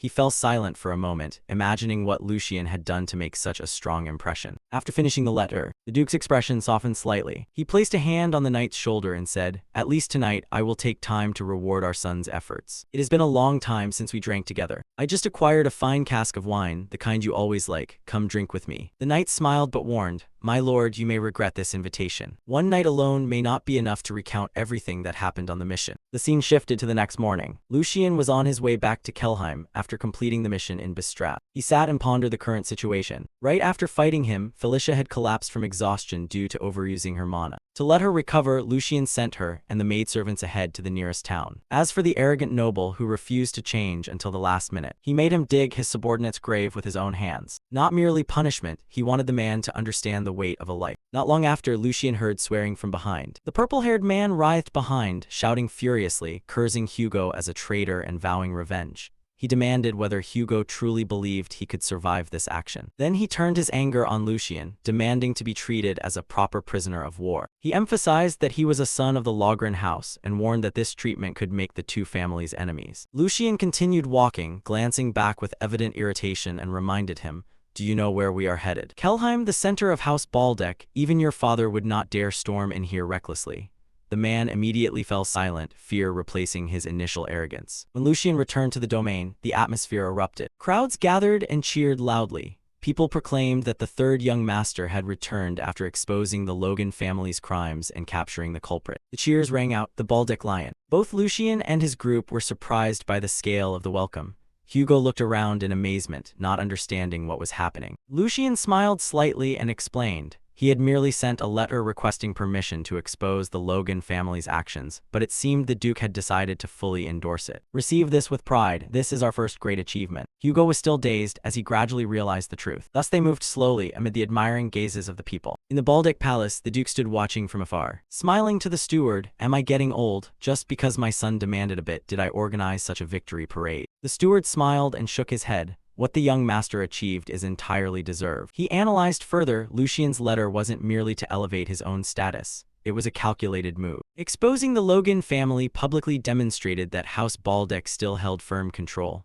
At the same time, it sent a clear warning to the royal court and rival powers. The Duke fell silent for a moment, acknowledging this. Then his expression darkened. The situation within the Empire is becoming increasingly unstable. Forces once thought eternal are beginning to show cracks. Even the sun is no longer inviolable, and the lion's grip is no longer as certain as before. If we want to survive what's coming, we must sharpen ourselves even more. The scene shifted to Lucian's room. He flopped onto the bed, finally allowing fatigue to wash over him. For a moment, he let himself relax, realizing how much he had missed this feeling. After adapting to noble life, he remembered the Duke had scheduled a private report tonight. He still had time to think. Lucian began reviewing everything gained from the mission. Felicia had been subdued earlier than expected. The victory parade erased all doubts about his standing. Hugo had a clear path ahead, and ties with the Black Lion had been established. Everything linked together, forming a solid foundation that brought him closer to a position of power that once seemed completely out of reach. The corner of Lucian's mouth twitched into a faint smile. If anyone saw him now, they would shudder at how coldly he was calculating everything. He rose slowly, his thoughts now neatly arranged. Rested, the smirk clear, now all that's left is deciding what to take from the Duke next. At the dining table, Lucian sat with the Duke. They ate calmly while discussing the completed mission. The Duke confirmed everything went as intended. The child Lucian had captured was verified as the Marquis's biological son, meaning they now had solid evidence against the Logan family. For a first mission, Lucian not only succeeded, but also brought back the most valuable result. Lucian smiled modestly, declined personal credit, and instead thanked the Duke for assigning him the Black Lion, a force strong enough to execute the mission perfectly. He shifted the topic to Philip Logan, nodding that a father would not sit idle when his son was in danger. The Duke immediately denied it. Bernard Logan is not a man governed by emotion. He acts only out of interest. If sacrificing a child can protect the family, he will do it. At this, Lucian tensed slightly. He realized the situation was far more dangerous than it appeared. The Duke calmly continued drinking, assuring Lucian he needn't worry about what would come next. His role in this matter had ended. Then the Duke asked directly what reward Lucian wanted. Lucian was a bit embarrassed, but quickly recovered his composure, and began to speak of Hugo and his importance to the mission. But before he could finish, the Duke refused outright. Lucian was surprised. The Duke continued eating and calmly explained, "You want a knighthood for Hugo, don't you?" He admitted Hugo was useful, but reminded Lucian of an important truth. Hugo had originally stood with the Logans. If things didn't change, he would remain loyal to them. Therefore, he could not be trusted completely. Lucian argued that Hugo had helped them and had performed great service. The Duke said seriously, a knighthood is not something that can be granted for a single feat. A knight must prove his honor countless times. Lucian fell silent. He had anticipated this outcome. The Duke offered other rewards, gold or giving Hugo a new identity. But knighthood was absolutely out of the question, as the timing was not right. Lucian accepted the decision, calm outwardly but inwardly troubled for Hugo, and resolved to repay him later. The Duke told him to request something else, but it had to be reasonable. Lucian gave a faint smile and made a new request. Allow Felicia to meet the Sword Saint, Sir Eisen Brittner. The Duke was astonished. His expression changed for the first time. The scene shifted to a high-security detention area within the palace. This was not an ordinary prison, but a place for holding noble prisoners. In the room, Felicia sat alone. She quickly noticed something odd. She was being treated too well: food, medical care, and clean lodgings. None of this matched her status as a maid. She didn't understand why she was here or what they wanted from her. The food was set before her, but she couldn't eat. Her mind was in turmoil. After a while, she lifted her head and stubbornly accepted the reality. At least she had escaped her old place. This was much better than before. But the true emotions rose quickly. She thought to herself, at least in these final moments, I have escaped that earthly hell. She bowed her head, wishing for one thing, to hold a sword again, even just once. Then she thought further. If possible, she wanted to duel Lucian once more, but she quickly dismissed the idea as impossible. Just then the door opened. Lucian entered. He had heard the doctor's report on her condition, chaotic mana flow, a body weak from lack of food and rest. He looked at her and asked, "Are you feeling any better?" Then casually asked, "Are you ready to take up a sword again?" Felicia was astonished, not understanding his meaning. Lucian remained calm. "You can't stay here forever. You look quite comfortable in prison, though." As he spoke, he casually took a piece of bread from her plate and ate it. "I didn't go to all the trouble of bringing you here just for you to sit like this. I'll be frank, Felicia, do you want your swordsmanship to flourish here? I don't intend to leave you as an ordinary swordsman forever. I will recommend you to become the disciple of the Sword Saint." Felicia froze, then turned to anger. She thought he was mocking her. She was a maid and a woman. Becoming a swordsman was already difficult. Becoming the Sword Saint's disciple was unthinkable. She knew her place and did not trust him. Anger faded, replaced by sadness. She lowered her head. Lucian understood why. He realized he had spoken too quickly. Despite bearing Logan blood, she had never been treated kindly. As an illegitimate child and a woman, she was forbidden from learning the sword, instead receiving abuse and rejection.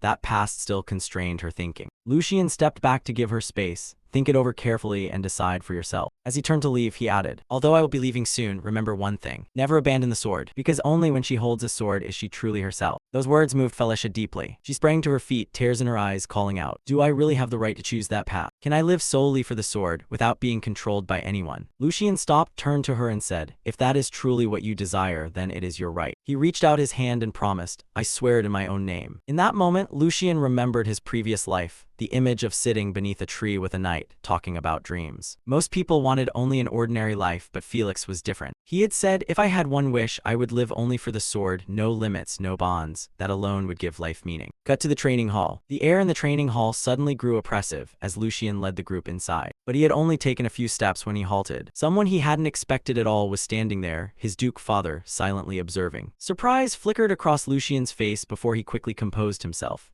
He stepped forward and calmly asked why his father was present. The Duke replied plainly, "This meeting is not something I can ignore. The mere appearance of the Sword Saint is enough for me to attend." He nodded to everyone. Those around Lucian bowed respectfully. But the Duke's gaze quickly turned to Hugo. He acknowledged Hugo's strength and recent progress, while deliberately reminding that the mistakes of the past still weighed heavily. Hugo offered no excuses. He immediately accepted responsibility, understanding that strength alone could not erase history. The Duke continued, changing the atmosphere. "Despite knowing your past, my lord insisted on petitioning for your knighthood, even willing to forfeit his own reward." Those words struck Hugo like a punch to the heart. He realized Lucian had never abandoned his promise. But that joy was immediately extinguished when the Duke declared, "I refused." Hugo did not yet have the foundation to bear the title. Granting it now would only crush him under responsibility. Instead, the Duke demanded that Hugo prove himself. When he truly deserves it, the Duke would personally confer the title. The refusal did not break Hugo, it only tempered his resolve further. The Duke turned his gaze to Felicia. He looked at her sternly but with high expectations. He reminded her of her origins, the path she had taken, and the risk Lucian assumed by standing with her. The succession of the family had not been settled. If she failed, Lucian would not merely fail quietly. He would be judged, mocked, and remembered as a fool blinded by personal desire. "Answer me, are you confident that you deserve what you will receive?" Felicia prepared to speak, but Lucian stepped forward first. "Of course she is, father. Not only that, her qualities are more than sufficient." With calm confidence he answered for her, "They may mock your decision, they may call you a fool. Even Felicia may doubt her own worth. But today all those doubts will end." He declared firmly, "What people see now is not the truth. Felicia is not the person her outward status suggests. She is a raw gem buried by circumstance, and today is when that gem will shine." Then he turned back to the swordswoman and admonished her. "What are you doing? Speak clearly. Are you very confident or not?" Lucian's confident words changed the atmosphere. He realized his father's appearance was not accidental. This was a trial not only for Felicia, but for himself as well. The Duke turned to leave, saying softly to the steward, "The truth is about to be revealed." He ordered preparations for the audience with the Sword Saint. Lucian bowed his head in thanks to his father. The moment reminded him of his previous life. Soon after, the air grew sharp and full of expectation. The Sword Saint appeared. His presence alone altered the entire space. The Duke stood watching beside Lucian, and Felicia stepped forward as the one to be assessed. At first, the Sword Saint was leisurely, but when he noticed the Duke himself present, his gaze sharpened. The Duke stated plainly, "This is no mere formality. I come as both noble and knight. I want to witness everything with my own eyes." He also declared he would not defend Lucian's honor, demanding the Sword Saint judge completely fairly and strictly. Lucian agreed at once. "Only a stern judgment will make my promise meaningful." The Sword Saint looked at Lucian for a moment and recognized that familiar, unwavering confidence. He nodded in acceptance. If both of you are of one mind and say so, then I will carry out this examination with the utmost seriousness. Felicia stepped before the Sword Saint. A terrifying pressure engulfed her. Though he had not moved, his presence weighed on every sense. She bowed respectfully and announced her name. It is my honor to meet you, Sword Saint. My name is Felicia. The Sword Saint paid no attention to names. He drew his sword, a brilliant blue aura flowing along the blade and warping the air around it. He said curtly, names mean nothing here, only your sword can speak. He pointed to a wooden sword embedded deep in the ground and commanded her to pull it out. From the stands, Lucian squinted and realized mana had been compressed and forced into the sword, driving it unusually deep. Trying to pull it out with raw strength alone was nearly impossible. Only precise mana control could do it. Felicia stepped forward and gripped the hilt. Doubt flickered in her mind, but she crushed it. This was her only chance. She focused, a green energy appearing around her hand. She pulled hard, the sword came free. Relief was visible on her face. She asked joyfully, I've pulled the sword out, what should I do next? But the Sword Saint was silent for a few seconds before replying coldly. There is nothing more to see, the trial is over. Felicia was stunned, not understanding why it had ended so quickly. The Sword Saint gripped her wrist, his gaze sharper. The result is already clear. He pointed out that she had forced the result by bypassing the proper mana flow, doing so out of fear of pain. This was reckless mana management, disregarding one's limits. He noted this was a common flaw in those with innate genius. Because she bore warlock blood in her veins as a daughter, she indeed had talent. However, beyond that, her difficult temperament is the greater problem. Does that explanation make her understand? Go back and ponder the teachings of the mentor who has guided you all this time. The first thing you must learn is how to truly listen. Felicia bowed her head, voice low. Sir, I never had a master. No one taught me. Everything I know I learned by watching and imitating. She continued, I don't understand mana flow, control, or discipline. I only observe the energy currents in a fight, feel the changes, and copy them instinctively. The Sword Saint froze. This truth moved him more than any technique. She means she realized all that herself just by watching, without any guidance. That seemed impossible. Didn't she just use mana transfer to pull that sword out? Hearing this, she awkwardly explained, I only copied what my brother did when he fought. Because I sensed the weight and speed changes of the blade when the green energy in him began to surge violently. The more she spoke, the more astonished the Sword Saint became. What nonsense is she spouting? Inner mana isn't something visible to the naked eye. Even I cannot see it unless I touch the body directly. Moreover, how could someone release mana, something like a sixth sense, by sheer will alone? Third young master, who exactly is this girl? He looked up at Lucian. In the stands, Lucian stood with a faint smile, as if everything were playing out as he predicted. Didn't I tell you I would bring someone of astonishing potential to you? A true masterpiece of swordsmanship talent. Next, the formal training session began. Felicia struck first. She erupted in terrifying speed, spinning rapidly around the Sword Saint. His sharp eyes searched constantly for even the smallest opening. Her movements were sharp, relentless, urgent, and determined. In contrast, the Sword Saint stood perfectly still at the center, calm and motionless, as if her actions meant nothing to him. Then Felicia found a gap. Without hesitation for even a moment, she lunged straight forward, putting all her strength into the strike through that opening. But immediately her attack was stopped. The Sword Saint blocked it so lightly he didn't bother to look at her. Your technique is full of flaws, he said coldly. Your blade is dull and your will is even weaker. Then he turned his gaze back, eyes sharp and merciless. Is that all your desperation amounts to? Felicia gritted her teeth, anger surging. No matter how many times she attacked, no matter how precise she tried to be, every blow was easily blocked and neutralized. It felt as if he could see through all her movements before she made them. In Felicia's mind only echoed helplessness. I've given it everything. She tightened her grip on the hilt, doubt creeping in, but my sword can't even touch him. The Sword Saint hadn't even moved a single step. Is this the pinnacle of the way of the sword? An abyss so deep I cannot measure it.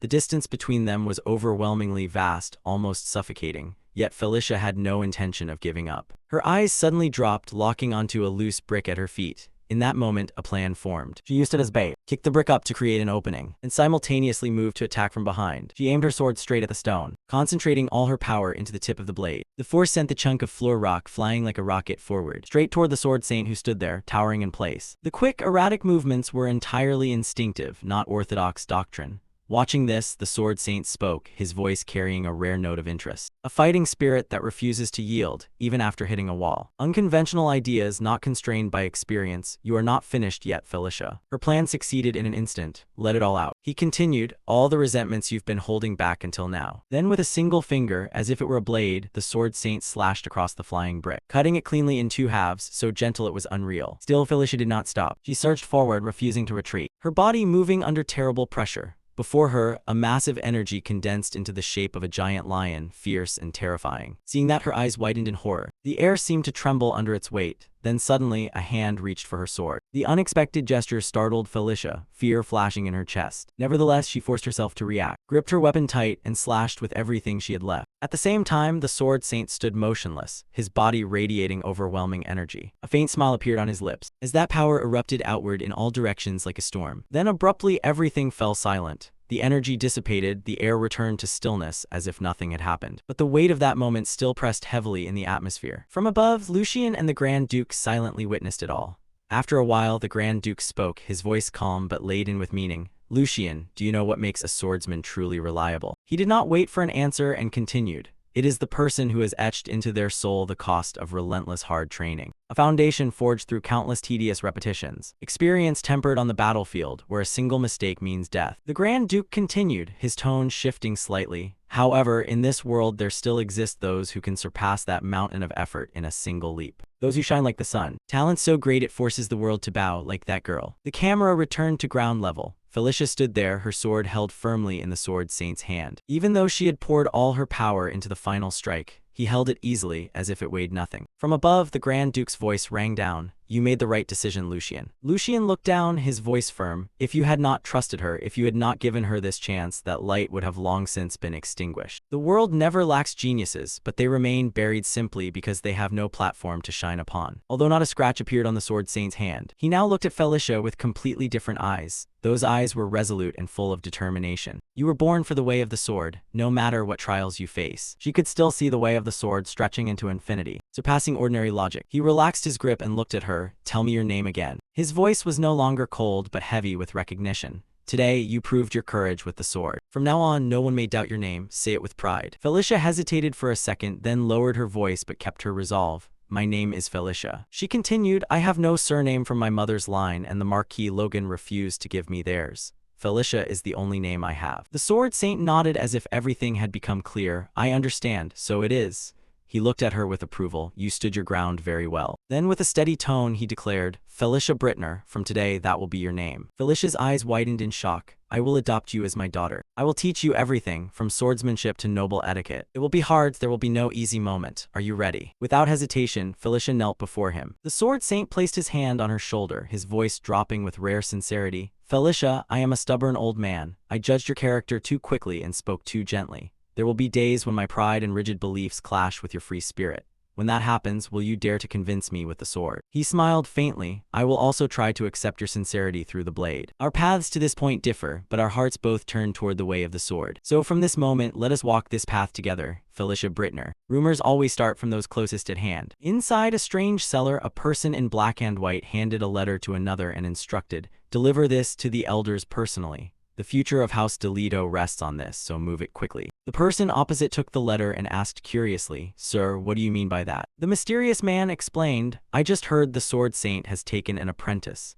He has always remained neutral in power struggles, but his disciples may not match his masters. If the child supported by the sword saint sides with any faction, the balance within House Baldeck could be overturned sooner or later. If the ship named Jody we've boarded can't carry House Delito any further, it's best to jump off before it sinks completely. Switch to the one who just won glory and bring back the sword saint's disciple. Turn your aim to Lucian Baldeck. In another development, inside the Lord's chamber, Butler Edwin was reporting the situation to Sigmund. As predicted, not only the elders but even the distant relatives of the young masters have been sending letters expressing concern. We have taken measures on our side, but they certainly won't sit idle and watch. Wouldn't it be better if we acted before things get worse? To this proposal, Lord Sigmund pondered a moment, then replied, once they want to elevate their children to household heads, they are willing to use any means, no matter what. Even if those actions only destroy the children themselves. He clenched his hand as if restraining anger. Then gave the order, Butler, gather all the children on the estate for a family dinner. If any of them feel wronged, I'll give them a fair opportunity. A true man must know how to open the door of his life with his own hands. And if you carry the blood of House Baldeck, you must prove it through concrete actions. To see who truly owns the lion's claws. Time passed quickly. By evening, at Sigmund's summons, Lucian arrived promptly. Several servants who spotted him hurriedly bowed and greeted. Good evening, young Master Lucian. Hearing that, Lucian smiled and waved in reply. You've all been working hard, don't worry about me. Carry on with your duties. People whispered, young Master Lucian is starting to look like a grown man now. Lucian felt a bit satisfied at how quickly their attitudes had shifted. Not only in the annex where he stayed, but also at the main house where his father lived. He hadn't expected the servants' attitudes to change so fast. It proved that his status had risen significantly. He had thought becoming the heir's disciple was a major achievement, but now he was being favored even beyond that. Combined with Felicia's audience with the Sword Saint, he couldn't imagine how formidable she might become in the future. Standing before the dining room door, Lucien straightened his clothes a bit and told himself, "All right, it's time I get to work." With that, the door slowly opened. Inside the room, Jordy and Joshua were already present. Jordy's face was of course extremely ugly. This only made Lucien enjoy the moment more. Look at those faces, just as expected, everyone looked sullen. A servant pulled out a chair for Lucien. He plopped down comfortably and spoke first. "It's been a long time since we've all gathered like this. It's really nice. It's a pity we don't often get the chance to meet up." "Isn't that right, Jordy?" he said with a smile. On the other side, Jordy, sensing Lucien's mockery, coldly warned, "Seems like you're feeling pretty triumphant after recent events. Do you think that luck will stick with you forever? Nothing's changed, so you'd better keep your mouth shut." Hearing that, Lucien not only wasn't afraid, but even clapped once. "As expected, you're the one who cares about me the most, big brother. How did you know I've been getting a bit overexcited lately?" "I fully understand your concern, Jordy. Though your words are a bit harsh, I know it's all for my own good. Like that ruckus at the training yard, you kicked me out decisively to show proper leadership. Even the money that housekeeper Jenny embezzled, you not only made her repay it but gave her a generous severance. How could I not appreciate your kindness, brother?" he said with an expressive face, sounding deeply grateful to his elder brother. Then, as if remembering something, Lucien slapped his palm. "Ah, by the way, is Jenny all right? After all, I went easy on her that time and didn't punish her." At this, Jordy seemed finally unable to contain his anger. He snarled, "Lucien, how dare you?" Witnessing that, fourth young master Joshua also felt a bit worried. If the second brother keeps being led around helplessly like this, it's better to stay silent. He's just being used as a stepping stone for Lucien to get ahead. I can't just sit by and do nothing. With that thought, Joshua slammed the table and shouted, "Lucien, you're going too far. Big brother was only trying to warn you to restrain yourself and avoid mistakes. Do you need to use that sarcastic tone? Why speak to Jordy like that? Apologize to him right now." After saying this, Joshua even felt a little pleased with himself. "I was only trying to ease the tension." Too bad for him that Lucien's attitude toward him was completely different. Lucien clicked his tongue and said, "You really can't be nice to you lot. I should have talked to you with my fists harder that day. Look, the little brother still hasn't woken up at all. Can't you read everyone's expressions? Because you're the youngest, I'll let it slide. So now you're planning to climb on my head and sit there? Want me to give you a taste of fear or what?" the protagonist said with a real street thug's attitude. This attitude also frightened fourth young master Joshua. Fortunately, at that moment the door opened. The Lord Sigmund's deep voice rang out. "It seems you children have so much energy you can't control it, huh?" The three of them, seeing their father arrive, hurriedly stood and greeted. "Good evening, father." Sigmund remained stern. He coldly looked at his children and continued, "Even at a rare family dinner like this, you still have the mind to shout at one another. Fine, that fighting spirit is necessary since I intend to send you all to the battlefield anyway." The sudden news made everyone stare in shock.